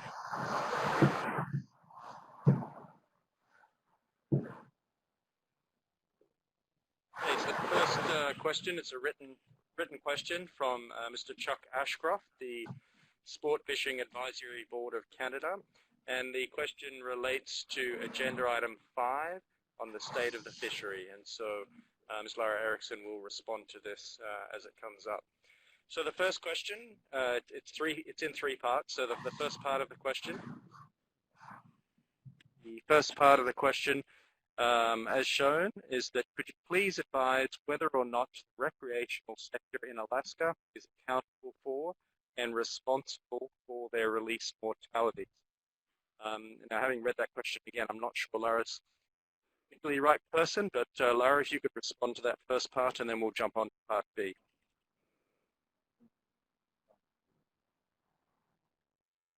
Yes, thank you. Yes, thank you, Dr. Wilson. Okay.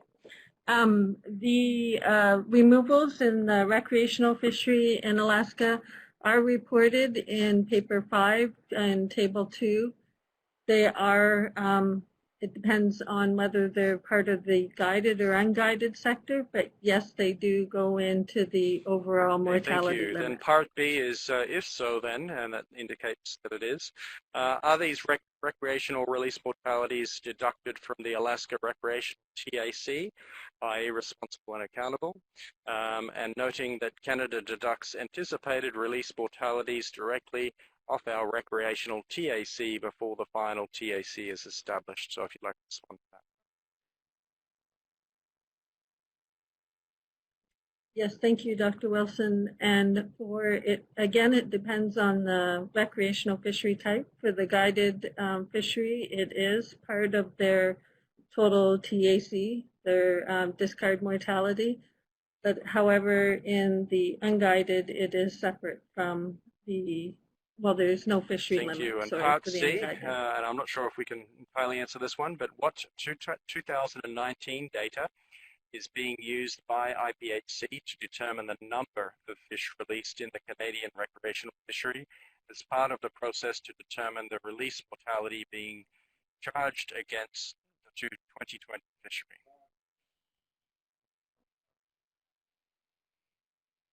Yes, again, thank you, Dr. Wilson. So we actually use a rate for IPHC regulatory area 2C.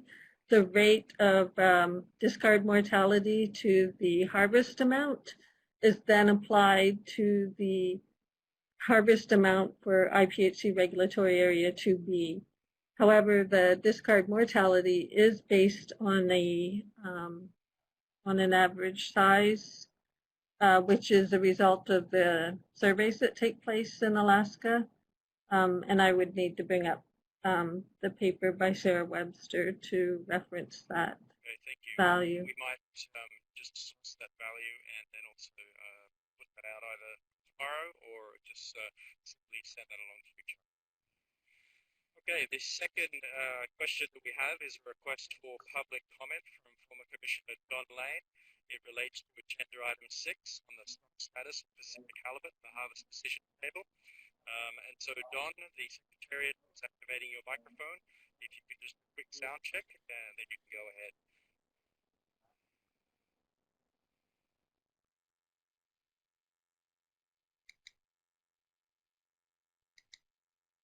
You there, Don?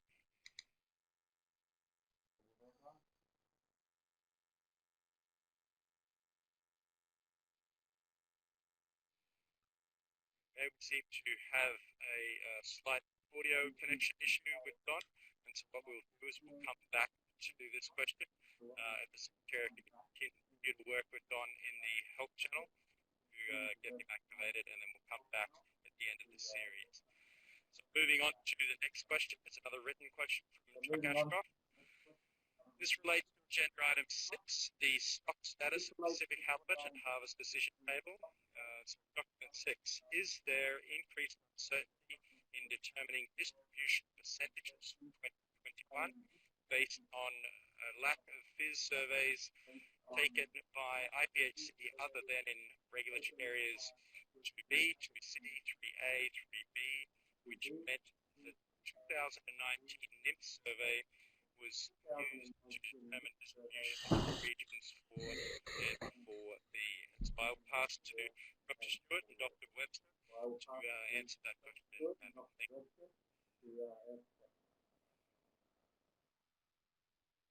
Thank you, Dr. Wilson. I'll take this, and Ray can add to it as he sees fit. Yes, there is certainly increased uncertainty in determining the distribution percentages due to the areas that were not sampled in 2020. We see that in the variance estimates. However, because we did sample extensively across the majority of the stock distribution, the overall percentages, particularly to those areas that we did sample, the effect of these missing areas is much lower. So the areas that we didn't sample, put another way, the areas we didn't sample comprise a relatively small fraction of the total.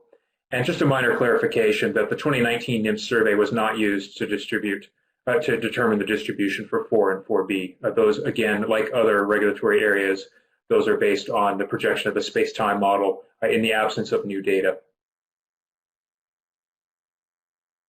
Dr. Webster, anything to add to that, or shall we move on?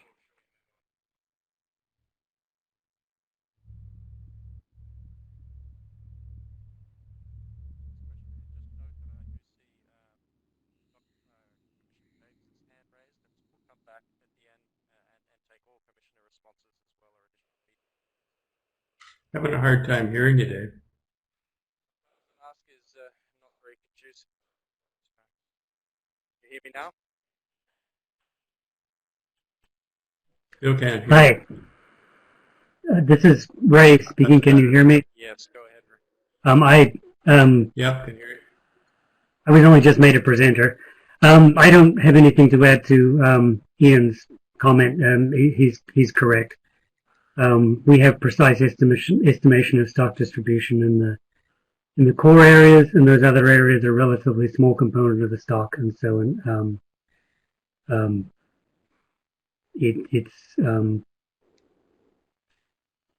they are less precisely estimated than they were in past years, but it doesn't add up to a big impact on how we understand the stock is distributed.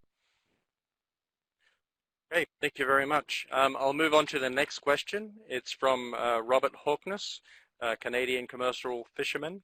It relates to agenda item 5, state of the fishery, the preliminary statistics. So this will be for Lara Erickson to potentially respond to. Is there a reason why Canada's directed discard mortality is up compared to the other regulatory areas? And so it's also maybe for commissioners to respond to. So first, Lara, go ahead. Yes, thank you, Dr. Wilson. There was an increase in reported discard mortality in the directed commercial fisheries. So there was reported more Pacific halibut that were 032 reported by the fleet. And if I may, just following up on Chuck Ashcroft's earlier question, it is a rate that's used for IPHC regulatory area 2C that is then applied to the recreational discard mortality for 2B. However, that rate is based on the total removals, and we do have a fish count as well as an average weight for those fish in 2C. But again, it's a rate, so the weight and the number doesn't necessarily apply in that instance. Thank you very much, Lara. Thank you. So moving on to the 5th question. This is from Tom Marking, the Humboldt area saltwater anglers, relating to agenda item 6, stock status of Pacific halibut and the harvest decision table. So the question is, comment and question is that Northern California has a substantial migration of juvenile fish, 26 to 30 inches, move into the Eureka area this summer. While California Department of Fish and Wildlife chose not to measure any lengths for this summer because of COVID, they ascribed a 21.72 pound per fish based upon the previous 6 years of catch history. In reality, the average fish was probably more in the 10-pound range. Thus, the 64,587 pounds projected was grossly overstated. Our angler success was probably 0.95 rather than our customary 0.35, albeit they were very small fish. The point being, we had an abundance of small fish migrate into our area, a condition not seen for over 15 years. And so I guess that's more just a comment for Commissioner's consideration. And then the final question, written question we have to date, I see a few others coming in that we can take later, but the final one we have prepared is from Dan Falvey from Alpha, relating again to agenda item 6. And this is that Ian's slide 58 shows that O32 abundance in 2B with current relative harvest HRs would give 2B 11.6% of coastwide TCEY. The interim agreement increases this to 17.9%, which effectively transfers 6.3% or 2.4 million pounds of the coastwide TCEY from the USA to Canada. So the questions are, does this effectively increase the fishing pressure on the stock in 2B to 150+% of what O32 biomass and relative HRs would otherwise recommend? And the second question, in 2020, the interim agreement effectively transferred 4.7% or 1.7 million pounds of coastwide TCEY from the US to Canada. Why is the relative percent and absolute amount of TCEY transferred to Canada increasing in 2021 when the halibut stock is essentially stable and coastwide TCEY is going up? And so I'll pass that to Dr. Stewart. Thank you, Dr. Wilson. Obviously, I can't check these numbers on the fly here for accuracy, but if I understand the gist of the question, yes, the fishing pressure on the stock, based on the agreements in IPHC regulatory areas 2A and 2B, the fishing pressure on the eastern side of the stock would be estimated to be higher than applying simply the baseline from the interim management procedure. And that would apply to all of the biological region 2, because as we understand it, those fish are mixing even within a calendar year. So that would apply not just to the 2A and 2B, but also to 2C as well at a higher harvest rate.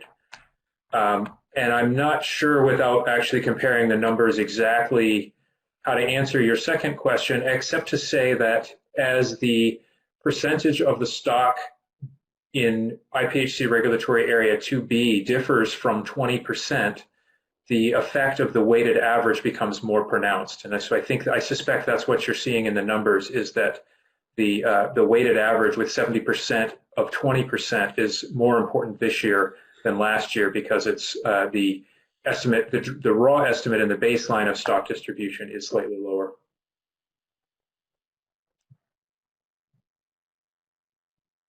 Thank you very much. So that sums the questions we currently have. I just wanted to check to see if we managed to get former Commissioner Don Lane online so that we could have him ask his question directly. Don, are you there?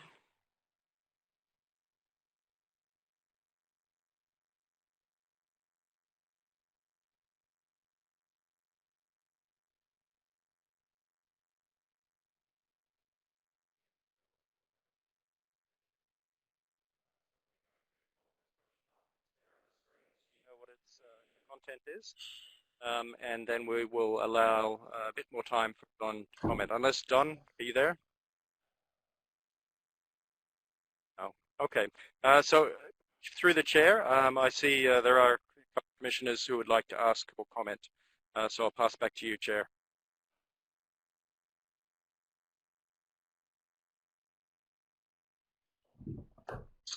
Yeah, thanks very much, Dave.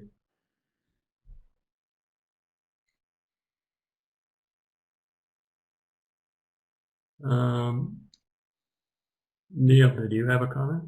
Was your hand just up from before? I think that's residual. Oh. Okay, thanks. So I don't see any other questions or comments from commissioners, at least on the screen I'm looking at. So, Dave, you said there were some more questions and comments that had come in, but we'll deal with those at the next session. Is that what you were suggesting? Yes, we just have to get them uploaded, and I also see that Forrest Braden has flagged an earlier question. So we'll just put those into the presentation and take them before we close today, if that's all right, and make sure we cover them before we close. Sure, let's do it that way. And with that, then we would move on to the next agenda item in 7, where Dr. Planas will give us the report on science and research. I also just note we have a couple of external presenters that are scheduled for today. Given we're running a little bit behind, but neither of them are available tomorrow. They've both requested if we can move them up before we close at 5 o'clock today. So that's Sean Cox, who's the chair of the Scientific Review Board, and we're well on track to get to his presentation, but also Trevor Branch, who's going to present the independent peer review of the MSc. So maybe doing Dr. Planas with the Research Advisory Board, then going in to ensure we get to the Scientific Review Board, and then jumping to agenda item 8.2, if that's permissible, Chair.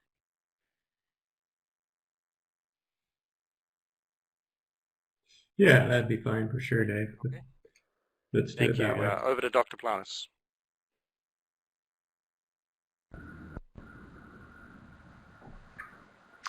Thank you, Dr. Wilson. And through the chair, I will speak to the report of the 21st session of the Research Advisory Board that took place in Seattle on 26th of February of this year. The meeting was attended by 9 of the Research Advisory Board participants, and they made a series of requests and recommendations, which I'll highlight here in a second. In fact, there were no recommendations, but there were a total of 8 requests, and those were the following ones. Request 01 from the Research Advisory Board was that the IPHC Secretariat consider how environmental monitoring could continue in areas where fish sampling is not taking place in a given year, in particular to help understand environmental trends in IPHC Regulatory Area 2A. Request 02 was that the IPHC Secretariat consider investigating the possible effects of hook differences on fish results.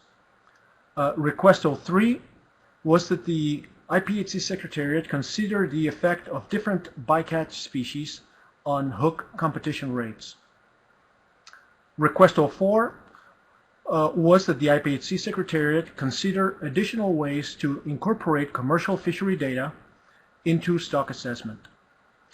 Request 05 was that the IPHC Secretariat engage with stakeholders who have performed fish work in the Western regulatory areas to improve the design and feasibility of the fish, including the possibility of multi-year fish contracts. Request 06 was that the IPHC Secretariat conduct outreach with fishers and enforcement agencies related to the issue of the fact that tagged fish, or IPHC tagged fish, do not count against regulatory limits and therefore should be kept. Request 07 was that the IPHC Secretariat consider migration studies specific to IPHC Regulatory Area 2A, given that it represents the southernmost range of Pacific halibut distribution. And finally, Request 08 was that the IPHC Secretariat review the definition of washed fish and the weight deduction that is applied for washed fish. And that is all regarding the request of the Research Advisory Board.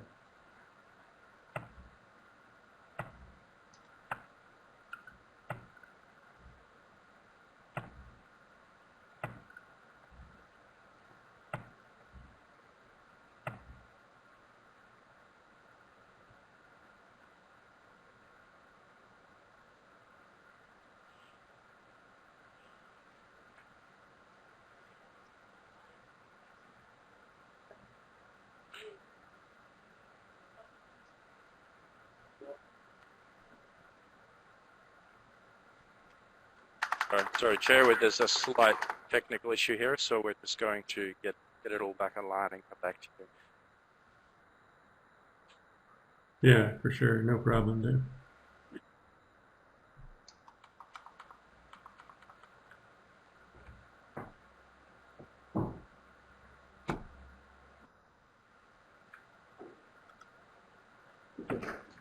Did you hear Dave and Paul just now?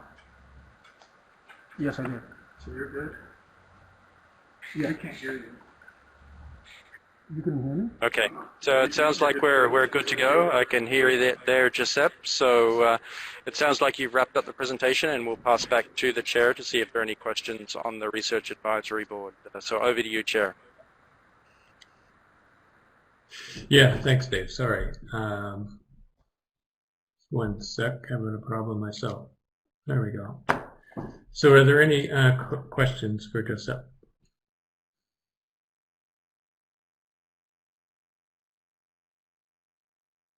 I'm not seeing any at this point, Dave. Or excuse me, Dr. Planis. So I think we can move on. Can you see me there, Paul? Oh, yeah, sorry, Peter. I didn't scroll down far enough. Go ahead, Peter. Yeah, no problem. Just on request 3, consider different effects of bycatch and competition. Is there any idea on how one would tackle such a topic for research? Through the Chair, thank you, Commissioner De Grief. I think I will pass the word to Dr. Stewart or Dr. Webster, who are better equipped to answer this particular question.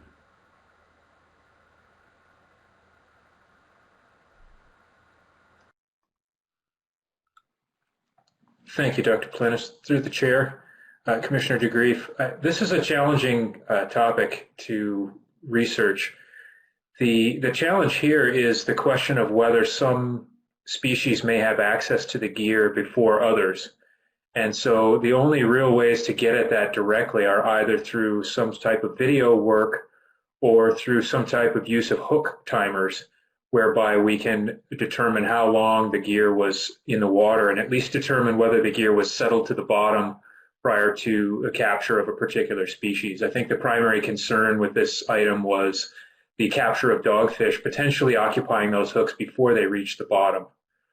So this is potential research that would be challenging and likely expensive to conduct, but certainly we're giving it more thought because it's a interesting avenue for further understanding. I suspect it's very expensive to try. The technology doesn't quite exist, or it's expensive at this point, but it's something that we are monitoring and looking at in the future.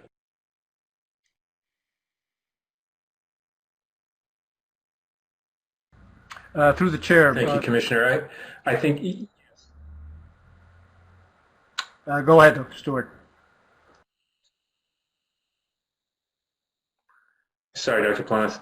I think that there is some technology available, but the biggest cost would be that this would take some very directed and experimental work on the water, which, as we all know, is quite expensive, especially these days. So I'll defer the rest of the answer to Dr. Planis. Through the Chair, thank you for your question, Commissioner De Grief. Yes, as Dr. Su indicated, this is something that we need to carefully evaluate due to cost, but there is in the next iteration of the 5-year research plan a section on interactions with fishing gear, and we'll definitely contemplate that issue. Thank you. Thank you. All right, thanks. Any further questions for Dr. Planis?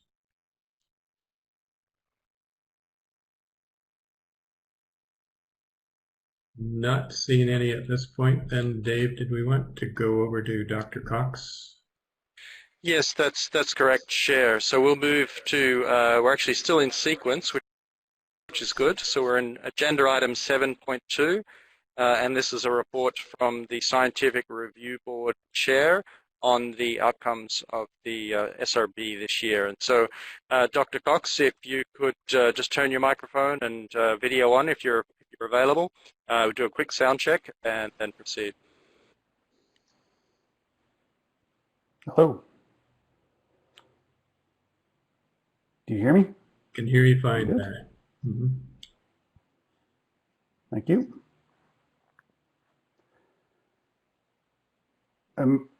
Is somebody going to advance these slides, or am I? Okay, there we go. Okay, so I'm going to summarize the SRB meeting we had back in September. Next slide, please. These are our SRB members, as I've said before.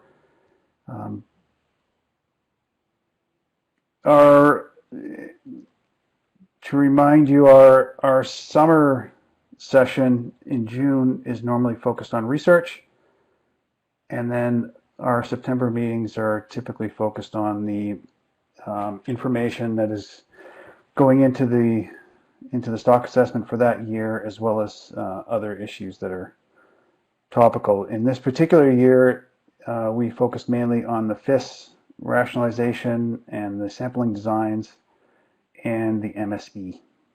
Next slide, please.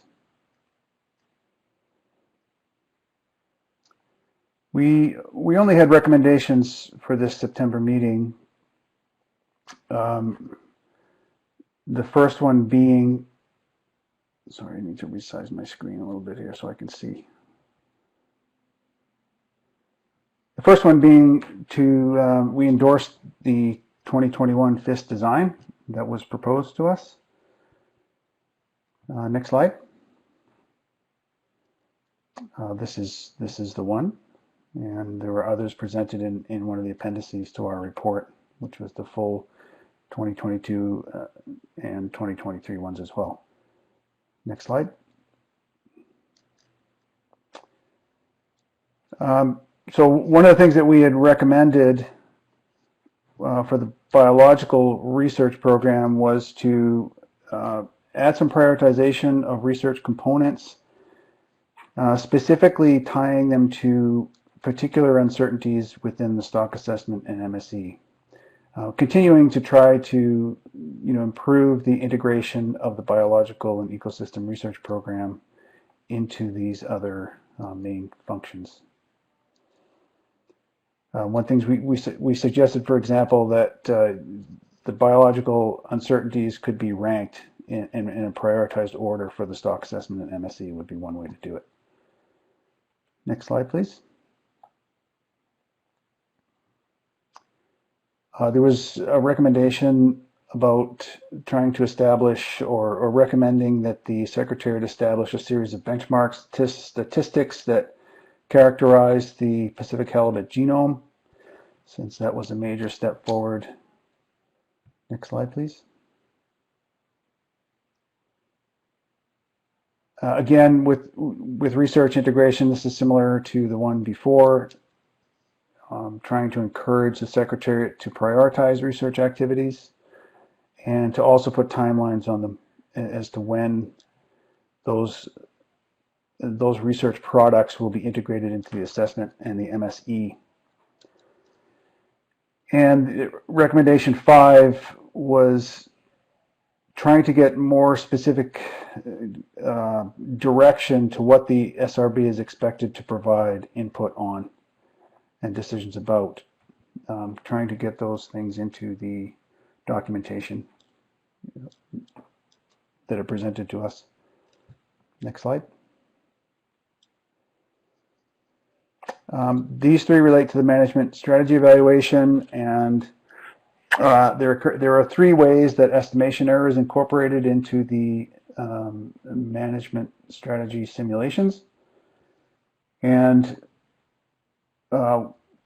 we recognize that the current approach that's being used, which is kind of an approximation of an assessment, is fine for the stage that the MSE is at now, but we recommended that the Secretary continue to work towards actually building assessment models into those simulations so that they better represent the way the assessment is actually done from year to year. Recommendation 7. So this particular one it's getting to the issue of, is it better to adopt a management procedure that is tested under a wide range of uncertainties, but certain things still remain unknown? For example, migration rates are not very well characterized for halibut, but there's a lot of other uncertainties that are dealt with in the current MSE. So this one, we recommended that the MSE continue to compare these management procedures, but just consider that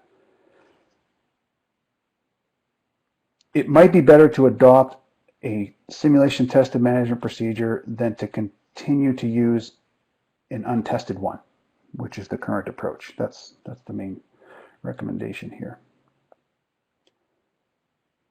And 8 is related to something called exceptional circumstances, which is used in other MSE contexts. And this is a situation, it's for situations in which the data that are coming in are inconsistent with what has been simulated and used to test the management procedures.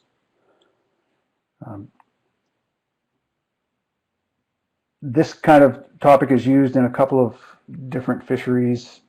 It's basically one where if someone wanted to opt out of a recommendation that came out of a management procedure, they would need to point to specific evidence that suggested the procedure was not working as intended.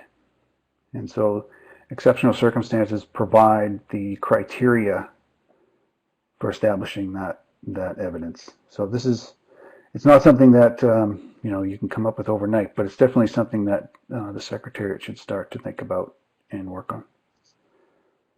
And I think that's it. Next slide. Yes. I'll take any questions. Thanks very much, Dr. Cox. Are there questions for Dr. Cox?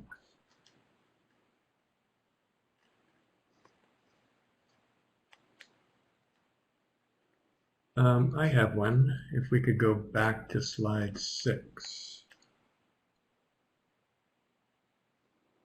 So I'm not quite understanding here what you're stating, I guess, in this recommendation, Dr. Cox. I understand about adding the clear prioritization, but you suggested a way of doing that. Maybe you can just expand upon that.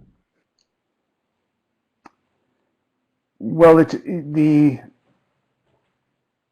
the assessment and the MSE, they always have uncertainties that they're dealing with. And I think if you sat down with any of the scientists, Ian, Alan, and others, and you asked them what is the most important uncertainty in your assessment or in your MSE, they would be able to tell you that. And they would probably give you 2 or 3, and they would be able to rank them. And so this particular recommendation is about the table that's presented to us in terms of the planning of the research. And so what would help us and everyone, I think, would be to go through that exercise and actually rank those particular uncertainties and show how they're integrated into the table. So, for example, you wouldn't want to have your most important uncertainty, not dealt with for another 10 years. I think that's what we're trying to get at. Okay, thank you. That helps me understand, and maybe I could turn to Dr. Planis and see what he thinks.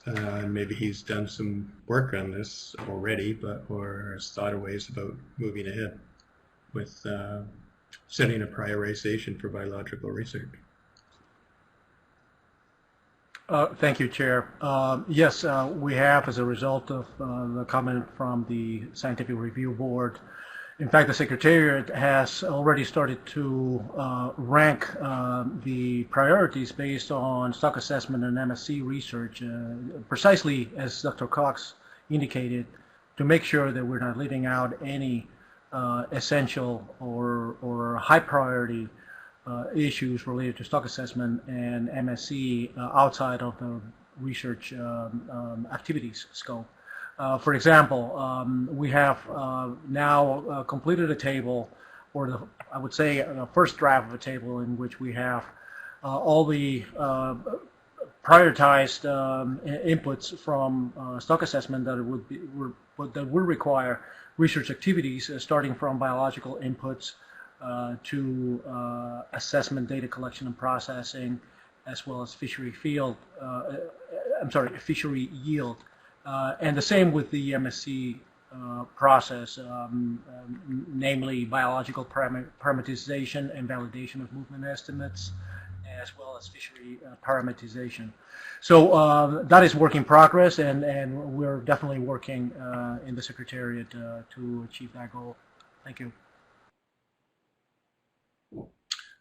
Great, thanks very much for that reply. Are there any other questions for Dr. Planas or Dr. Cox?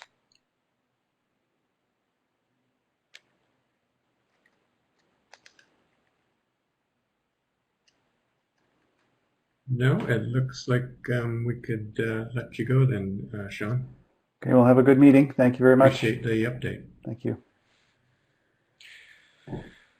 Okay, well, thank you very much, Chair.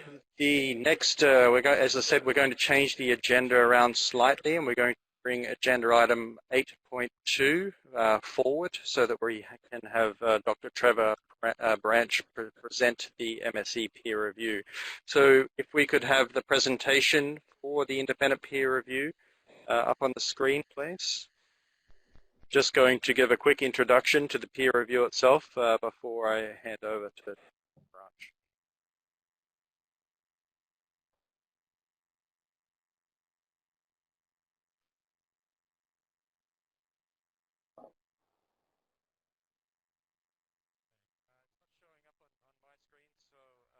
To run off the big screen. So if somebody could advance the slide for me as well, that would be good. Many hitches at the moment. So to provide a little bit of context, this paper is being provided to you, noting that its core aim is to provide an opportunity to further consider the report of the independent peer review of the IPHC's management strategy evaluation process. So if you cast your minds back, this is a process that you agreed to and requested, and you also enforced the terms of reference and associated elements at IM096. The IPHC Secretariat undertook an expression of interest and recruited Dr. Trevor Branch, who's an associate professor at the School of Aquatic and Fishery Sciences of the University of Washington, to undertake the independent review on our behalf. The report from Dr. Branch that he's going to walk you through was provided in draft format to the Scientific Review Board, as you've just heard, at the 17th session of the SRB in September of this year. And the SRB provided additional feedback and thought on the draft report directly to the peer reviewer, independent of the Secretariat, subsequent to the meeting itself. As a result, the final report was published on the 25th of September via IPHC Circular 2020-022, and the report has also been made publicly available on the Management Strategy Evaluation page, and we provide you the link to that page in this presentation and also the associated paper. The Management Strategy Advisory Board considered the final report while making its recommendations as part of the MSAB 16 report, and you'll hear some initial feedback in that regard, most likely tomorrow morning at this stage. So, Chair, at this point I would like to pass to Dr. Trevor Branch to introduce himself and then walk through his findings. And Trevor, I'll simply advance the slides from here for you. So Dr. Branch, over to you. Okay, thank you very much. Thanks for the opportunity to share in this forum. If you can go to the next slide. So my terms of reference that I was given were to provide advice on and contribute to a subset of the following: to review the goals and objectives used to evaluate the management procedures, review the closed loop simulation framework, review and advise on the operating model and how it's conditioned, review the tools and methods used to communicate to evaluate the management procedures, evaluate how objectives were solicited from stakeholders and managers, and how performance metrics were created, assist with developing and defining reference points and management procedures, and advise on the methods used to communicate the results of those, the trade-offs between the management procedures and the ranking of management procedures. So go to the next slide. So what I went through and did was I reviewed documents and decisions from recent IPHC meetings, including the MSAB, SRB, and commission meetings, the independent peer reviews of both the IPHC stock assessments, the performance review of the IPHC, and the main stock assessment documents and MSC documents. I also attended the August informational meeting presenting the preliminary results.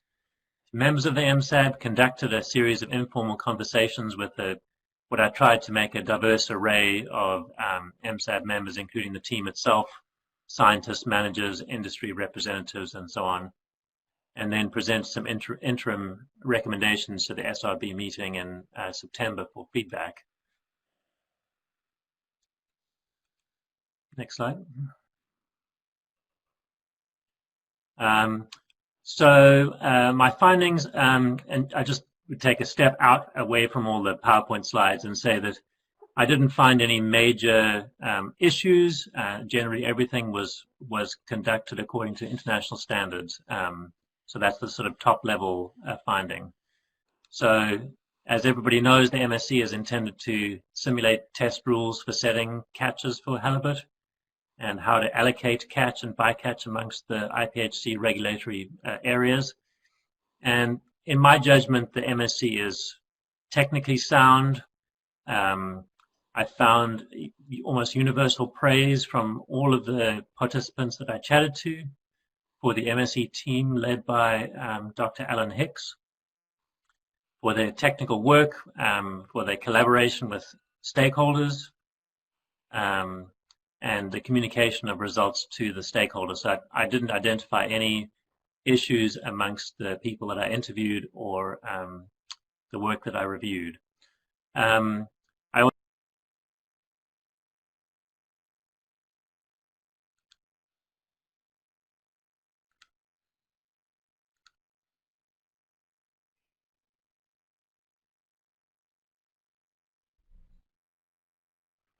Looks like we may have dropped a connection there. We'll just wait for a moment to see if we can get Dr. Branch back.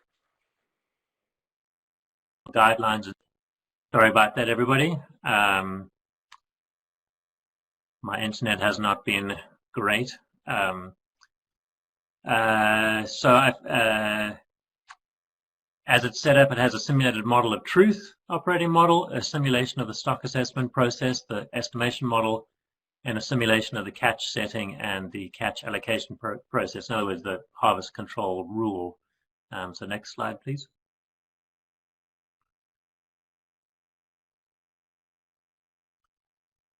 So what I did find in terms of recommendations for changes were mainly to do with process.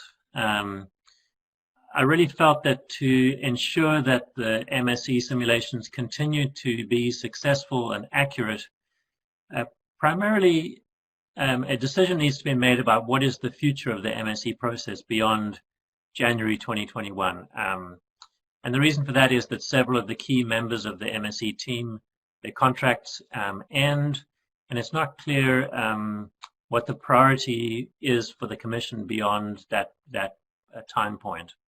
If it's to be considered a continued high priority, then my recommendation is that sufficient funding be continued to be allocated, but regardless, to figure out what the future is of the MSC process beyond the beginning of next year. The second finding is that the MSC framework, in my opinion, should be treated as an ongoing process that's going to be used over many years alongside the stock assessment, so that you can use it to test the effectiveness of the kind of data you gather, the assumptions that go into the stock assessments, and how the catches are set within IPHC.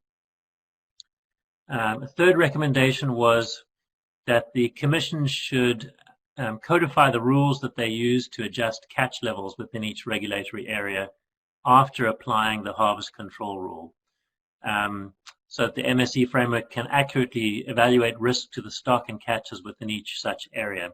And the reason for this recommendation is that there is a step in the setting of mortality limits where the Commission decides how to adjust those by area that is not currently incorporated in the MSC process. And this process of adjustment is done with the best of intents, and all participants that I chatted to said that they agreed that it should continue being done. It's just that it's not simulated within the MSE, and the concern would be that if you don't simulate how the catches are actually set and implemented correctly, you're not going to get a fully accurate MSE set of predictions. Next slide.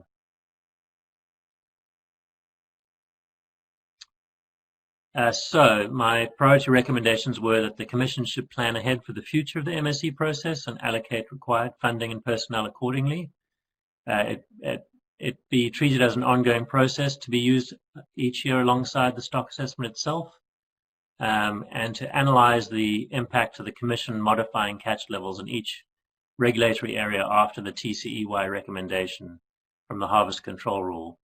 Such analysis should be conducted using the MSE and be based empirically on past Commission modifications.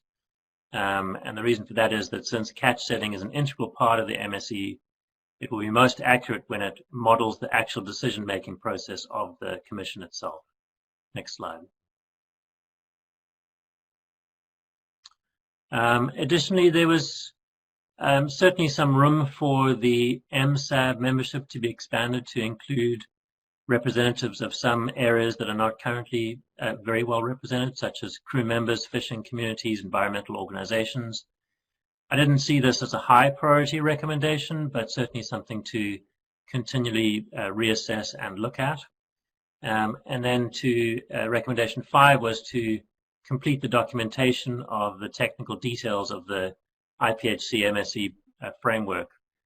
Currently, that's a somewhat incomplete working document, and it would be good to ensure that the methods are repeatable by including a complete description of those methods at the same time as the finalized results for next year's meeting. Okay, any more slides? I think that was it. So I'm happy to answer any questions, thoughts, comments from that. As I said, overall, I didn't find any major concerns. Everything is done according to international standards, and indeed, I would say that the team itself was supported by the stakeholders in a way that I've rarely seen in an MSC process before. Okay, thanks very much for your peer review of the MSE process and the recommendations that you've brought to the Commission's attention. I see a number of people have some questions. I will start with Commissioner Oliver. Thanks, Paul. It's really not a question, it's a comment, I guess, with regard to recommendation number 3 and somehow codifying the process after the harvest control rule by which we might vary regulatory area recommendations or solutions. My only comment there is that it's quite variable. It depends year to year on a number of factors. It might be difficult, if not impossible, to actually codify that. Any reaction? Yeah, I do appreciate it. Yeah, sorry. That's all.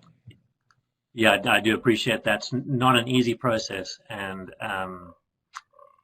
I would say that if it's the case where there are no clear set rules for how you make those modifications, that one way of incorporating that into the MSE would be to say, okay, the MSE predicts this set of catches or mortality limits in each region, but then after that, there's going to be some uncertainty you add to that might differ from year to year, such that the recommendation that comes out of a harvest control rule is not implemented exactly as that number, but then that number might vary, and then look back at the last 5 or 10 years and ask, well, how much does it vary from that to the final number, and try and draw values from that range so that you're perhaps imperfectly, but at least capturing that extra uncertainty in how it's implemented.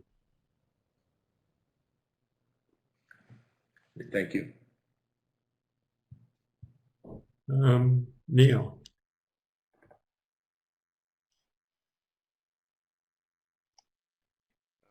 My question was very similar to Chris's, but maybe I'll just take it a little further. I wondered if there were examples in other contexts that you would point us to, Dr. Branch, of that particular issue. And I think most relevant would be examples where you have two or more parties that are attempting to reach agreement on catch limits.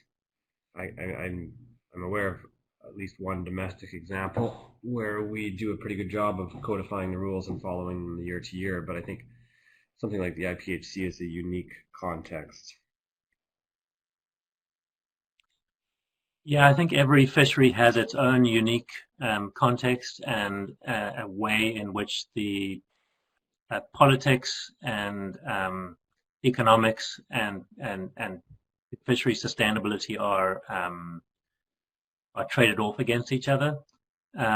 In other places where I've been involved in MSEs, typically the MSE has actually been, or I should say, for a management procedure where you're trying to find a rule to manage your fishery and set catches according to the rule. The MSE has actually been developed specifically to avoid that year-to-year wrangling amongst stakeholders. So the IPHC in that sense is somewhat unique. So for example, a case from South Africa, typically every year they would come, they would do a stock assessment, there'd be a recommendation for a catch level, and then the industry would argue with the government, and they'd wrangle backwards and forwards about what it was actually going to be, and they would inevitably set it at a somewhat different number. And they agreed after some time that this annual wrangling over what the catch was going to be wasn't good. And so they developed an MSE that would test all the rules and come up with a rule that would work best. And once they decided on the rule, then that rule would set the catch every year without any wrangling between industry and government. And the same thing was true of the CCSBT, where they do it for southern bluefin tuna, where multiple countries were involved, and Japan and Australia and New Zealand, Taiwan were all arguing over what the catches should be, and inevitably the actual catches that were set were far higher than the science would have recommended because of that political wrangling. And so over the period, far too long of a period, I would say about 10 years, they developed a rule that everybody agreed with, and that rule is how they set the catches now. So there's no political wrangling. That wrangling was done beforehand, before they decided on the rule. So for the IPHC, it's a little unique in that the intent of doing the MSE is not to come up with a rule that avoids that, but for the MSE to give accurate results, it needs to account for whatever process there is after the recommended TCEY gets allocated, to ensure that when you evaluate how well that rule performs, you account for all of the aspects of management that go into it.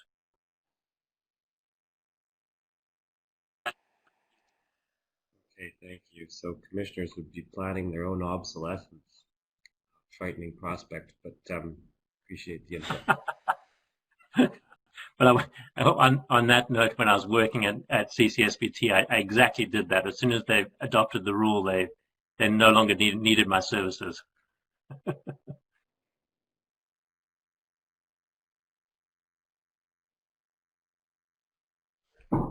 Any other questions? I'm not seeing any. I was just doing another check, but I see no other questions for you, Dr. Branch. So again, thank you for your presentation and your review of the MSc, and yeah, thanks very much. Thank you, everybody, and all the best for your deliberations.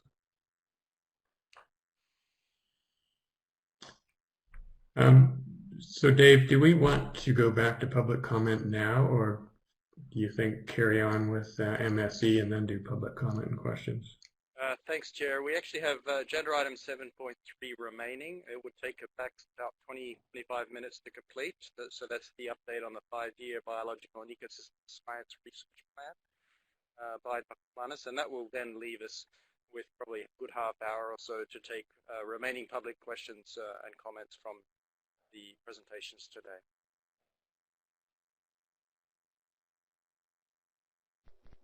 If that's all right, thanks. I'm sorry I was getting ahead of myself again. Sorry about that, Dr. Planas. Yeah, no, that's fine. Great, thank you, Chair. Could I just request a quick confirmation that the audio is correct? I can hear you well. Okay, great. Thank you, Chair. Well, good afternoon, everybody. What I would like to do here is to provide you with an update of the 5-year biological and systems science research plan. I'll be speaking to agenda item 7.3, and the document is IM096-10. The outline of the presentation is first to highlight the key components of the 5-year biological and systems science research program, but really focus on updates on ongoing research projects within the IPHC Secretariat. If I go to the next slide, I would like to highlight that the primary objective of the biological and systems science branch within the IP Secretariat is to conduct biological and ecological research that informs both the stock assessment and the MSc, as well as conducting basic and applied research to improve our understanding of all aspects of the Pacific halibut biology and its interactions with the environment and the fishery. The biological and system science branch receives input, obviously, from both stock assessment and MSc, but also from 2 of the IPHC subsidiary bodies, namely the Research Advisory Board and the SRV, that review research that is proposed and conducted by the IPHC Secretariat. The IPHC Secretariat's Biological and Systems Science Research Program is conducted under the current 5-year research plan that identified 5 primary or key research areas, and those are indicated here in the left column. The first one is migration, the second one is reproduction, the third one is growth, the fourth one is discard mortality rates and discard survival, and the fifth one is genetics and genomics. We're now in the process of developing, as I mentioned before, a new 5-year research plan that will incorporate some of these ongoing activities in addition to novel ones. If I may move to the actual progress on the various research activities, let me start with the research area on migration and distribution. And here I would actually like to highlight the results of a study on larval and early juvenile dispersal that the Secretariat has conducted in collaboration with scientists at the Alaska Fisheries Science Center in Seattle from NOAA Fisheries. And the key findings are that the large island passes within the Aleutian Islands act as conduits between the Gulf of Alaska and the Bering Sea, and that there is a high degree of interbasin larval connectivity that is influenced by the spawning location. So in this study, an individual-based biophysical model was used to estimate the potential passive transport of larvae from known spawning grounds, both in the Bering Sea and in the Gulf of Alaska, to the Bering Sea. And in fact, in this map on the lower right-hand side of the screen, you can actually see from 1 to 5 in different colors the five known spawning grounds that have been described for Pacific halibut. So if we take, for instance, spawning area number 1, which is the one highlighted in the Bering Sea, we can actually estimate that 100% of larvae that are spawned in that spawning ground will actually be transported to the Bering Sea. And in this table you see on the first column the 5 spawning areas from 1 to 5, but then on the x-axis you see 6 different years, 2003, 4, and 5 representing examples of warm years, and then 2009, 10, and 11 representing cold years. And here you can see highlighted that 100% of the larvae that are spawned in the Bering Sea, as I indicated, is it estimated that they will end up in the Bering Sea. Interestingly, the spawning grounds in the Gulf of Alaska, the production of larvae, according to the model, will have different outcomes in terms of their connectivity to the Bering Sea. If you look at spawning area number 2, in fact, between 47 and 58% of those larvae are actually estimated to arrive to the Bering Sea, so therefore contributing to the Bering Sea nursery areas.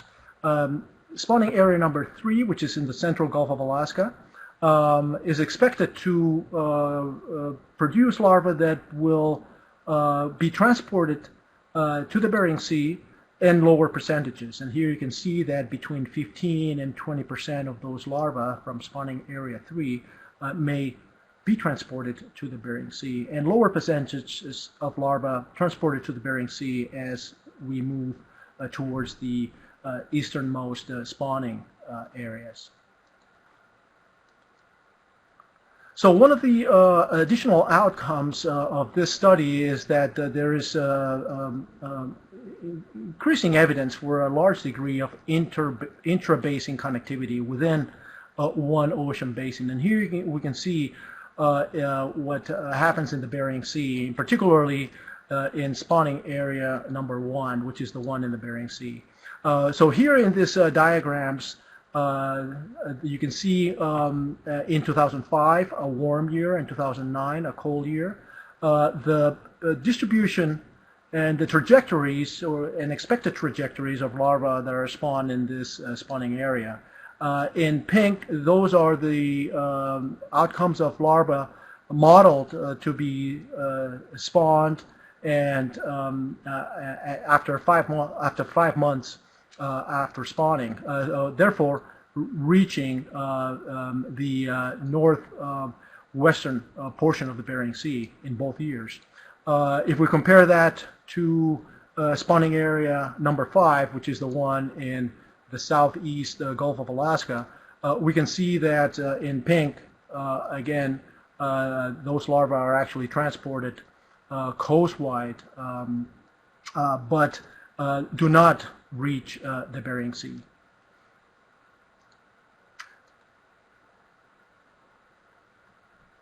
When we follow the 2005 cohort that was actually mentioned by Dr. Stewart in his presentation as 2, 4, and 6-year-old juveniles with the use of the space-time model, we can see that these fish are actually moving out from the inshore settlement areas. If you look at the top drawing on the right, you see H2 fish from the 2005 cohort, mostly concentrated in the inshore settlement areas in the northeastern Bering Sea.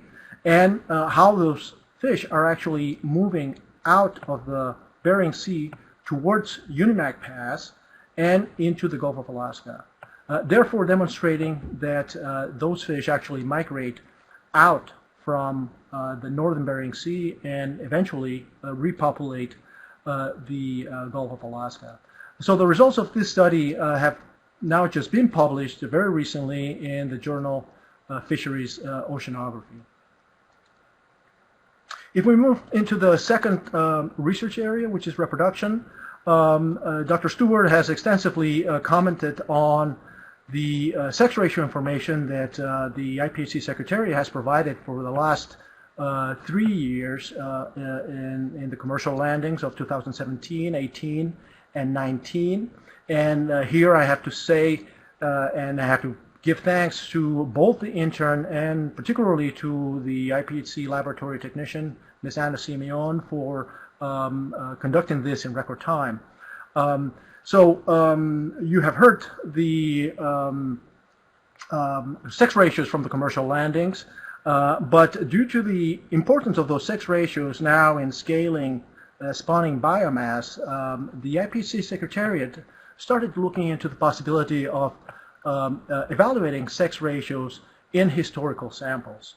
Due to the fact that genetic samples are not available prior to 2016, but otoliths are archived and available for those kind of studies, we evaluated the possibility of isolating DNA and conducting genetic assays for sex identification using otoliths as a source. And initial results from freshly collected otoliths and dried were successful in the fact that we could actually isolate DNA and identify precisely the sex of those individuals using our genetic techniques.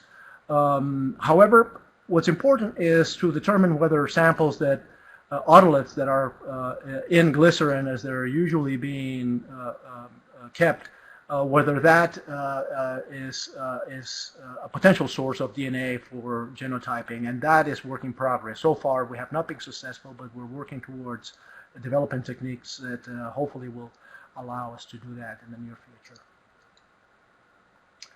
As you've heard in other presentations, an important project within the same research area of reproduction is the full characterization of the annual reproductive cycle.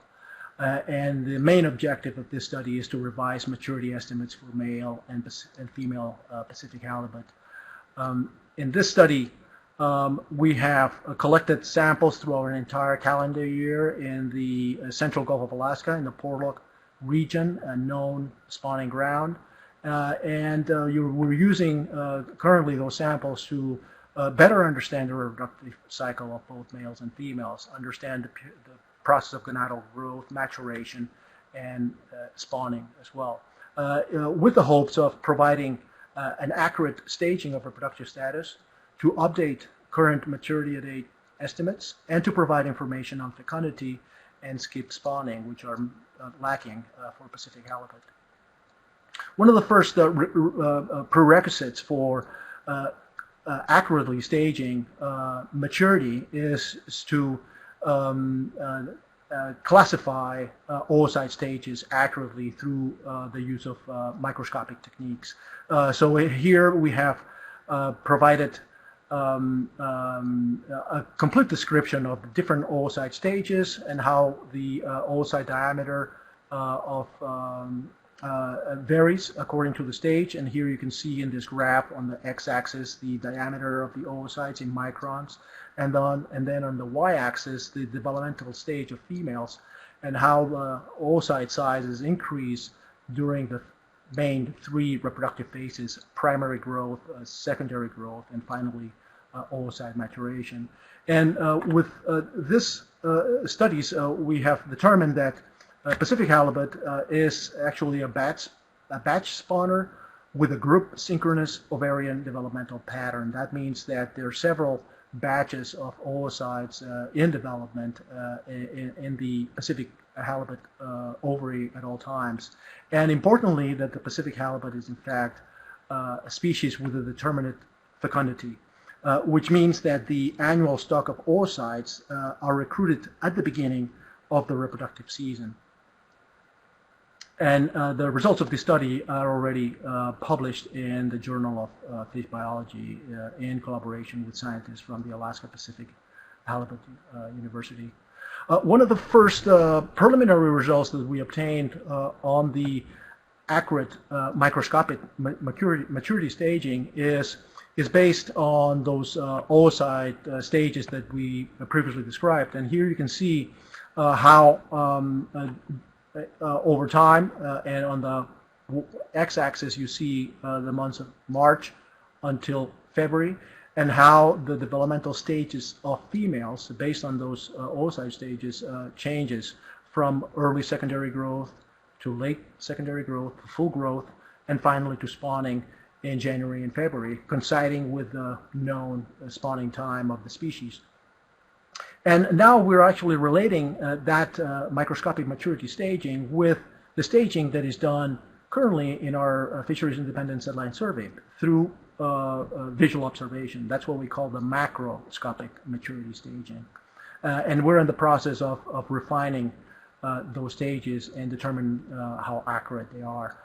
In fact, as you can see, during the months of June, July, and August, and early September, there's an increasing proportion of fish that are maturing that coincides with the appearance of the full-grown oocytes. One of the studies that we've continued this year is to continue collecting ovarian samples from the same area in Portlock, and we've done that for now 4 consecutive years in order to assess the possible temporal changes in maturity, and the results will be evaluated this coming year. And also, we have started in 2020 a spatial analysis of maturity. That means that within the months of June and July, between July and August, we've actually sampled 5 different areas within the central and southeast portion of the Gulf of Alaska, with the intention to evaluate whether there are any potential differences in maturity across regions. The third research area is growth, and some of the results I've presented before, but the main objective of this research area is to better understand the potential role of growth changes in the historical changes in sizes age, and that is possibly more relevant now given Dr. Stewart's presentation this morning. One of the first things that we decided that was important to start investigating growth is to identify and validate physiological markers for monitoring this trait. So in the process of, or in the framework of a joint grant funded by the North Pacific Research Board and in collaboration with the Alaska Fisheries and Science Center in Newport, we conducted growth manipulation studies with juvenile Pacific halibut, in which we manipulated growth through temperature manipulations or through density manipulations or through even hierarchical dominance and stress. And we evaluated the physiological markers. Some of the results have shown that when we decrease the growth rate or we increase the growth rate of juvenile Pacific halibut, we can identify what proteins and genes are related to those growth changes. And that's precisely what we've done in this study that is almost completed and in the process of being written for publication. And that is the identification of genes and proteins that their expression levels or abundance levels decrease when growth is decreased, or those genes and proteins whose expression levels or abundance levels increase when growth is increased. What's more interesting is that we've been able to identify, in fact, a set of markers that their expression levels or abundance levels change in the same direction of growth, independent of whether it's increased or decreased growth. And those Three markers are promising, putative markers that we can use in the field for monitoring growth patterns. And that's what we're actually doing right now. We're in the process of completing an experiment in collaboration with Alaska Pacific University with captive adult halibut, where we've manipulated growth rates through dietary manipulation. We're actually going to look to see if these markers can tell us fish that are undergoing slow growth versus fish that are undergoing fast growth. So with these tools, we'll able to get a snapshot of the growth pattern of fish in the wild, and that will help us understand better the possible contribution of growth changes and the historical changes in size of age. The fourth research area in our 5-year research plan is discard mortality rates and survival assessment. And for a few years now, and we're almost completed this study, we've conducted an extensive study on using on the directed long-line fishery. One of the first objectives was to establish a relationship between handling practices and injury levels and physiological condition of release-specific halibut and relate this to survival. So we've assessed injuries that are as a result of the different release conditions, whether it's careful shake or ganglion cutting. We've assessed the physiological condition of those fish that are released under the different release conditions. We've looked at condition factor indices, blood stress indicators, energy content, and we've linked that to the capture conditions, time on deck, water temperature, even ambient and fish temperature. And this was a study that was conducted with funding in part from the Saltonstall Kennedy Grant Foundation and in collaboration also with the Alaska Pacific University. This is still work in progress. There's a tremendous amount of relationships to be established, and in particular, we're trying to establish the relationships of individual traits such as physiological stress levels or fitness levels with environmental traits such as time out of water or soak time or temperature difference on the release viability. So this is still work that is in progress. And hopefully within the next year we can provide some final results and establish some best practices for this longline fishery. A second project within the same research area is an estimation of discard mortality rates in the guided recreational fishery. For this, we were able to obtain funding from the National Fish and Wildlife Foundation, and we have several partners, the University of Alaska Fairbanks, again, Alaska Pacific University, and Alaska Charter Association. And in 2019, last year, we started collecting information on hook types and sizes and handling practices by subjecting questionnaires in several ports. And in fact, we conducted a total of 51 dockside interviews in regulatory area 2C, 16 in Sitka, 8 in Juneau, and also in regulatory area 3A, Homer, 12 interviews and 15 in Seward. And the results can be summarized here very briefly. The circle hooks was the predominant gear used in the dockside interviews conducted. Related to hook removal, 54% reversed the hook versus 40% used the twist with the gaff, and a majority of handling procedures involved handling the fish with body and tail supported. 10% only the perculum and 10% only the tail. So these results are actually going to be useful for our next step, which is to conduct a field experiment that had to be postponed this year for next year, for the spring and summer of 2021, to investigate the relationship between gear types and capture conditions and size composition of captured fish, to evaluate injury profiles and physiological stress levels of captured fish, and to assess the mortality of the discarded fish. So we're hopeful that we'll be able to complete this study within next year. And lastly, the fifth area, genetics and genomics, probably one of the highlights was, in fact, the successful completion of the sequencing of the Pacific halibut genome by the IPHC Secretariat and also in collaboration with the French Institute of Agrogenomic Research. This is quite a feat for all the studies that are moving forward relating genetics and genomics. What we can say is that the size of the Pacific halibut genome is approximately 600 million base pairs. It has 24 chromosomes.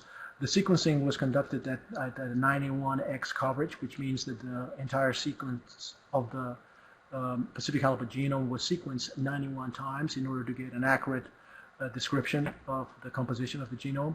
And we determined that the genome contained a little over 27,000 genes. So this genome is available. It's been deposited in the National Center for Biotechnology Information, is available publicly. And there's actually a genome browser that can be used to view and query chromosome by chromosome the different genomic components of the Pacific halibut genome. The important question is, what is this important for? Well, as I hinted before, it will be essential for all the studies relating genomics and genetics that are coming forward. But specifically, it's essential for all the genomic analysis of population dynamics, including the work that we're going to be conducting on stock structure and spatial connectivity, but also will be important for identifying potential local and or environmental adaptations of Pacific halibut, and to provide genetic basis for life history traits, such as growth at age, maturity at age, migratory behavior, etc. So this genome will be essentially used in the first large-scale genomics project that we're undertaking, and that is to revise the genetic structure of the Pacific halibut population. In early 2020, we were fortunate enough to complete the collection of genetic samples from spawning groups in the western Aleutians, west and east of Anchiska Pass. And with the addition of previously collected winter samples, now we have an extensive set of genetic samples from spawning groups that have all been collected in the winter. And these samples will be used to determine the genetic structure of the population and establish genetic signatures. So in particularly, we're going to look at, or we're going to revise the genetic structure in IPHC regulatory area 4B, where there was previous evidence for a slight structure. So what we're going to be doing will be low coverage whole genome resequencing. We're going to test approximately 50 individuals for every of this individual winter collection. And with that, we're going to be able to identify millions of single nucleotide polymorphisms that will assist us greatly in conjunction with the use of the genome to determine finally the structure of the Pacific halibut population and establish genetic baselines that are going to be crucial for future studies on movement, distribution, and connectivity. In relation to the larval connectivity studies that I described earlier, one of the next steps will be to analyze the genetic variability among juvenile fish in the Gulf of Alaska and the Bering Sea. We're lucky enough to have genetic samples from fish collected in the NIMS trawl surveys over several years, from 2015 to 2019. And we can actually do comparative genetic studies to identify diversity metrics that are the difference between the Gulf of Alaska and the Bering Sea and estimate admixture proportions. So this will be an exciting complement to that larval connectivity study that I described earlier. And now finally, my last slide is just to highlight the projects that we have received external funding for and that are really interesting platforms for collaborative research. I mentioned the Saltonstall Kennedy NOAA grant that finished in late August of this year, and the work is still ongoing. The grant from the North Pacific Research Board related to size and age and growth patterns and physiological growth indicators. This grant also finished in 2020. And the National Fish and Wildlife Foundation grant that is related to the characterization of discard mortality rates in the recreational fishery that is still valid until mid next year. And that brings the end to my presentation. Thank you. Thank you very much, Dr. Planas. Are there questions for Dr. Planas on his presentation?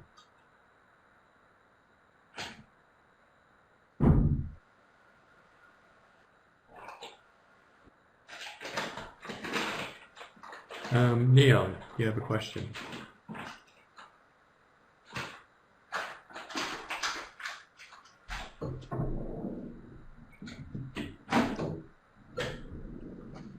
For walking us through a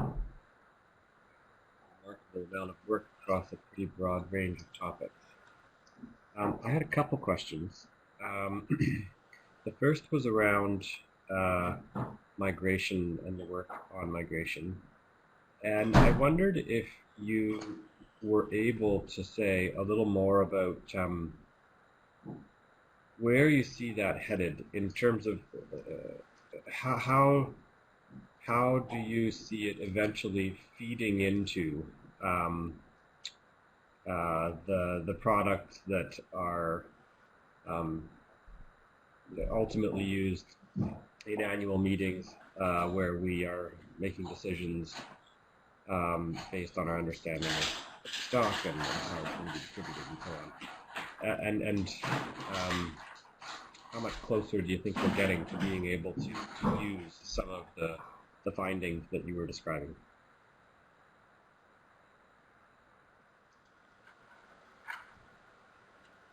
Through the chair, thank you, Commissioner Davis, for your comments and your question. That is really one of the highlights of our research program right now, is to try to link some of the work that I was showing on migration with the work that is currently being planned for genetics. I think a combination of different approaches to better understand the topic of migration distribution is key, and the introduction of genetics in that area, I think, is going to be a big step forward in a better understanding of movement and distribution. Obviously, those the stock assessment and management strategy evaluation priorities are all pointing towards migration and population dynamics as being one of the key areas, for several reasons. One, because it involved key biological inputs into stock assessment. But in particular for the MSC process, we've identified that some of these biological inputs are key for improving the parameterization of the operating model. With the combination of approaches, as I indicated, and that are further detailed in this new research plan that is in development, with a combination of larval modeling, combination of otolith work related to microchemistry and isotopic evaluation, and with the use of genetics, I think we're going to be moving in that direction to better understand the structure and the potential distribution and movement. And I think with the establishment of those genetic signatures that I was referring to in one of my last slides, those are going to be key for better understanding movement, at least from adult fish. Those are going to be key to determine what is the level of admixture among the different population groups that we find. Thank you. My next question was about the work on discard mortality rates. We're investing a fair amount of energy in this. I just, it's seems to me to be a very tricky thing to actually arrive at some reliable estimates of in the absence of at-sea observation in these fisheries. So, attending on vessels, the results seem liable or vulnerable to observation bias. And so I wondered how you have been considering that in the work that your team is doing in trying to arrive at updated estimates for these fish.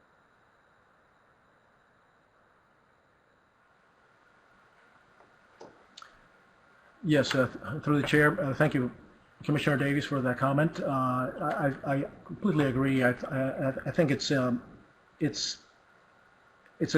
quite a complicated project to undertake, and I think we've actually done significant progress in that area. In the sense that those two projects that we are conducting still, the one on the longline fishery and the newer one on the guided recreational fishery, are the studies that for the first time are experimentally trying to derive discard mortality rates and experimentally derive information on injuries and physiological disturbance of those fish with potential implications on the survivability of those discarded fish. The results that we have so far, at least from the longline recreational fisheries, that the mortalities that we determine experimentally are within the bulk range of those that were estimated through other means, not directly experimentally. So in that sense, it's comforting that the results are within the ballpark of what was expected. The study on the recreational guided fishery is completely new, and given the increasing importance of that fishery in overall in the overall mortality, a study assessing the possible survivability of fish that are discarded, I think any information that we can actually provide, I think it's going to be improved. It's definitely going to improve the handling guidelines and better understanding of the survivability of those fish that are discarded. One thing that I did not mention here, but I did make a mention in some previous presentations, was the work that we linked in the longline DMR work with electronic monitoring. One of our objectives was to try to establish a signature of injuries and potential consequences in terms of survival for the different release mechanisms or release techniques that are used in that fishery, and then see whether electronic monitoring could actually capture at least the release techniques, and then link those release techniques with a particular survival. And even though the work is not completed yet, I think that is possibly a promising area in which by capturing what are the release techniques that are being used, that different survivabilities can be assigned. So this is, again, is still work in progress, but I think we're making steps forward and in the direction of better understanding the survivability of fish that are discarded in those two fisheries. And I hope this answers. Thank you, Dr. Planus. Paul, I have one more, but in the interest of time, maybe I will pause there, leave time for others, and if we have time left over, I can come back to it. All right, thanks, Neil. I see that Peter has a question. Hi, thanks for that, Dr. Planus.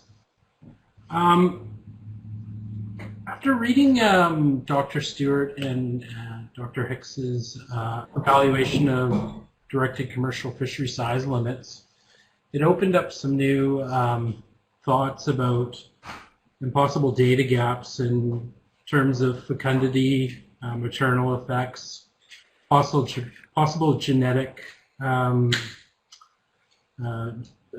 genetics of slow-growing fish versus fast-growing fish. Under your reproduction analysis, do you see some of those gaps being filled soon?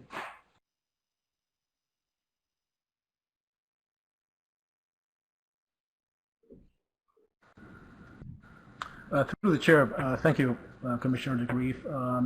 Yes, those are important questions that we're trying to address in the near future. You mentioned fecundity. Fecundity is one of the aspects of which we know very, very little. And as Dr. Stewart indicated, it's not clear whether there's a relationship with fecundity and size. For instance, in Pacific halibut, that does not mean that there isn't, but we just need to find out experimentally whether that's the case. And hopefully in 2021 we can start studies starting to look into how to measure fecundity first, and then how to assess whether there's any change in fecundity with size or not in the species. And related to your question on the genetics of possible genetic changes in terms of important traits such as size and age and maturity and age, we're definitely going to be in the situation to address those issues very soon. I think the genome will be key to basically identify those portions of the genome that are susceptible to those changes, and that will definitely help us understand whether there's any genetic change. But if you were interested in better understanding whether there were some historical changes in growth in relation to the genetics, it's also important to take into consideration that those traits can actually be somewhat plastic, and plastic is a term that is being referred to when a trait is influenced directly by environmental or abiotic or fishery-induced changes. So there may be a combination of both, but as you correctly said, we're going to be in a position to address those issues at a genetic level or genomic level very soon. Excellent. Thank you. That's all. All right, thanks very much. Just conscious of the time, it's about 10 to 5, and we're scheduled to finish at 5, and we haven't completed today's agenda. But Dave, I do note when I look at tomorrow's agenda, in addition to, I believe there's no contracting parties update tomorrow, but it also looks like to me that there's some additional flux in the agenda for tomorrow, that we'd still be well positioned to conclude our meeting on time tomorrow, even if we shifted the MSAB presentation to tomorrow. Would that be an accurate description? Yes, it would. I suspect we're actually even about an hour behind schedule today. I think the agenda is pretty light on tomorrow with content, and I'm confident we'd quite easily make up that hour with the MSC stuff commencing in the morning. So, Chair, the only other thing we have is we have about 4 questions, public questions left. Would you be of the same opinion if we started Okay, we'll do those for sure before we adjourn. The other question I was going to ask, would you be of the same opinion if we started at 9:30 tomorrow? I think we'll actually be okay. I think the agenda is actually quite light, and depending on commissioner discussions around a couple of items, I feel confident we could condense some of the breaks if needed to make up that ground. Thank you, Chair. Okay, thanks, Dave. I'm going to check with my fellow commissioners with the idea of starting tomorrow at 9:30 and moving the MSAB presentation and start with that tomorrow at 9:30. Is there any objection to that?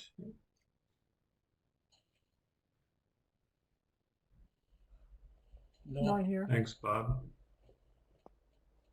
I'm going to take silence from... No objection. This is Richard. Pardon me? Thank you, Richard. Sounds good. Ditto, Chris. Ditto. All right. So then with that, what we'll do is go back to comments and questions, Dave, and close off on that today, and then we'll start tomorrow at 9:30 with the Great. Thank you very much, Chair. So we'll bring up the next series of stakeholder public comments and questions on the screen, and we'll run through those for you. If they could just be maximized on the screen so I can read them.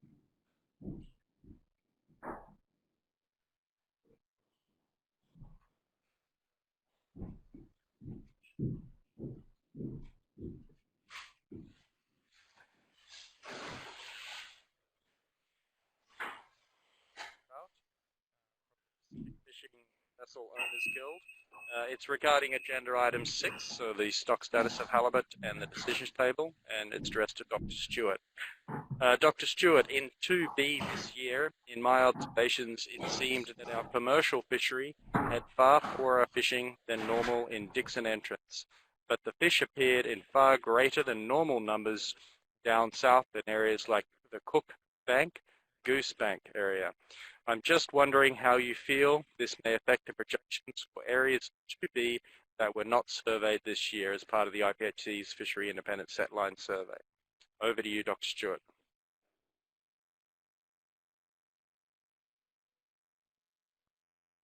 Thank you, Dr. Wilson. This is a good question. We did not have complete coverage in IPHC Regulatory Area 2B. We omitted two portions of that regulatory area. One is the inside waters in the southern areas inside of Vancouver Island, and the other was the outside waters outside of Vancouver Island. Particularly the inside waters have shown almost no biomass in the previous survey where we sampled that area. The outside of Vancouver Island for many years has been at low levels. So although we don't know exactly what was there in a year when we didn't sample, based on historical percentages, only a very small fraction of the overall biomass in IPHC Regulatory Area 2B has been located in that area off the west coast of Vancouver Island. So I would assume that this effect size is relatively small when compared to the overall distribution across all of Regulatory Area 2B. The next comment, question is from Russell Cameron, and this is regarding agenda item 5, the state of the fishery, and the preliminary statistics presented by Ms. Erickson. Reading through the size limit document, I saw little mention of the potential for high grading because of likely price differential. Recalling past discussions, it always seemed that if high grading became a problem, any gains would be much reduced. Do you see high grading as a potential problem? And secondly, how would you assure high grading did not happen, or if it did happen, how would you know it did or did not happen? So I'll pass to Ms. Erickson and potentially also Dr. Stewart to answer.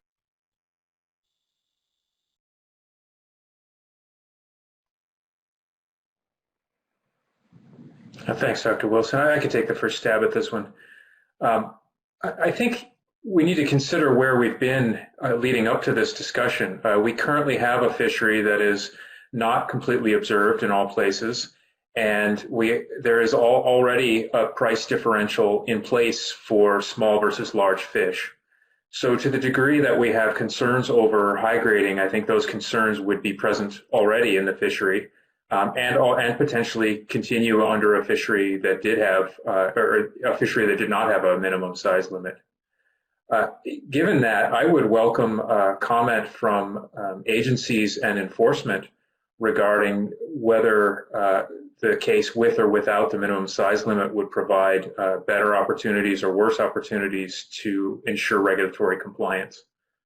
And so maybe that's something we could also pass to agenda item 9 and make a request for agencies to provide comment on, or if commissioners would like to chime in on that one when we get to the bottom of these questions.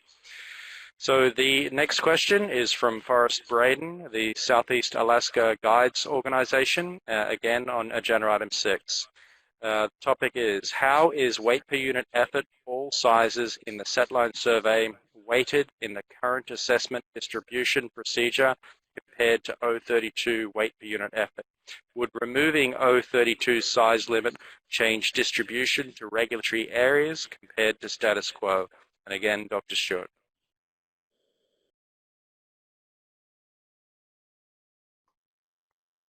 Thank you, Dr. Wilson. So I did present all 3 indices, numbers per unit effort, weight per unit effort of all sizes, as well as weight per unit effort of O32. Perhaps I could clarify the distinction between the use of those quantities. The numbers per unit effort is used as the index of abundance within the stock assessment for fitting the models and estimating the population dynamics. All sizes weight per unit effort provides our best estimate of the stock distribution in a scientific context with regard to the population dynamics. However, the current interim management procedure is very specific in that it uses just the O32 weight per unit effort. So at this time, the all sizes weight per unit effort does not have a role specifically in the application of that interim management procedure. The second part, I definitely welcome the second part of this question, because the size limit analysis was specifically designed around not changing the distribution among regulatory areas. So we did have to make an assumption about how the yield would be distributed, and we made the assumption in that analysis that the current approach to distributing TCEY among the regulatory areas would remain unchanged. Now, in the absence of a size limit, or even with the size limit, there are certainly other options, and some of those have been evaluated as part of the management strategy evaluation process. But the current results that you see in front of you assume that there would be no change in the distribution to regulatory areas of the coastwide TCEY. Dr. Stewart. The final question that we have is from Joe Peterson from the Northwest Indian Fish Commission, again related to agenda item 6. Would it be possible for the commissioners to adopt and move forward with changing the commercial minimum size limits in some areas without including in others? In Area 2A, we have a strong history of precise management of both the non-treaty and treaty halibut fisheries. A large component of both of these fisheries is unrestricted in nature and managed by time on the water. In our area, changing the minimum size may have impacts on our ability to manage the fishery that other areas that are more IFQ based would not have.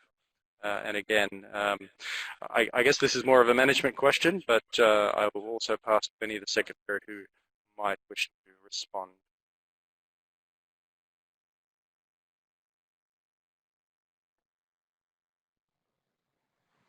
I'll make an initial response to this.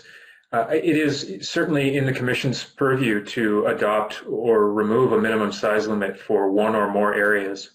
In fact, in the last iteration of the size limit analysis in 2017, we actually provided some options of what this might look like if it were implemented in just some areas and not in others. I guess I would encourage the consideration and consultation with both enforcement and agency staff to determine how feasible that would be. But from a scientific perspective, there's no impediment to evaluating the size limit on it. Dr. Stewart. And so at this point, I'll pass back to you, Chair, to see if there are any Commissioner questions or comments on any of those 4 questions. Thank you, Chair. All right, thanks very much, Dr. Wilson. I'll just see if any commissioners wanted to reply to any of the questions that came forward at this time.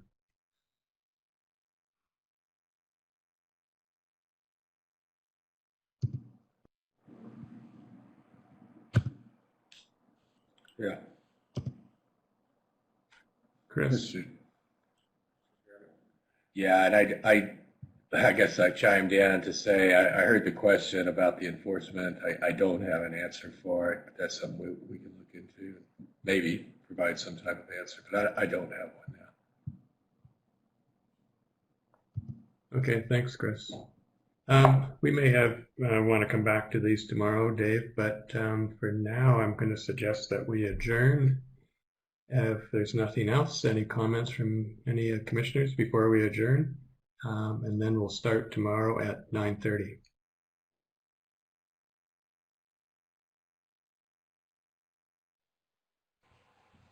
No comment Okay. other than good meeting.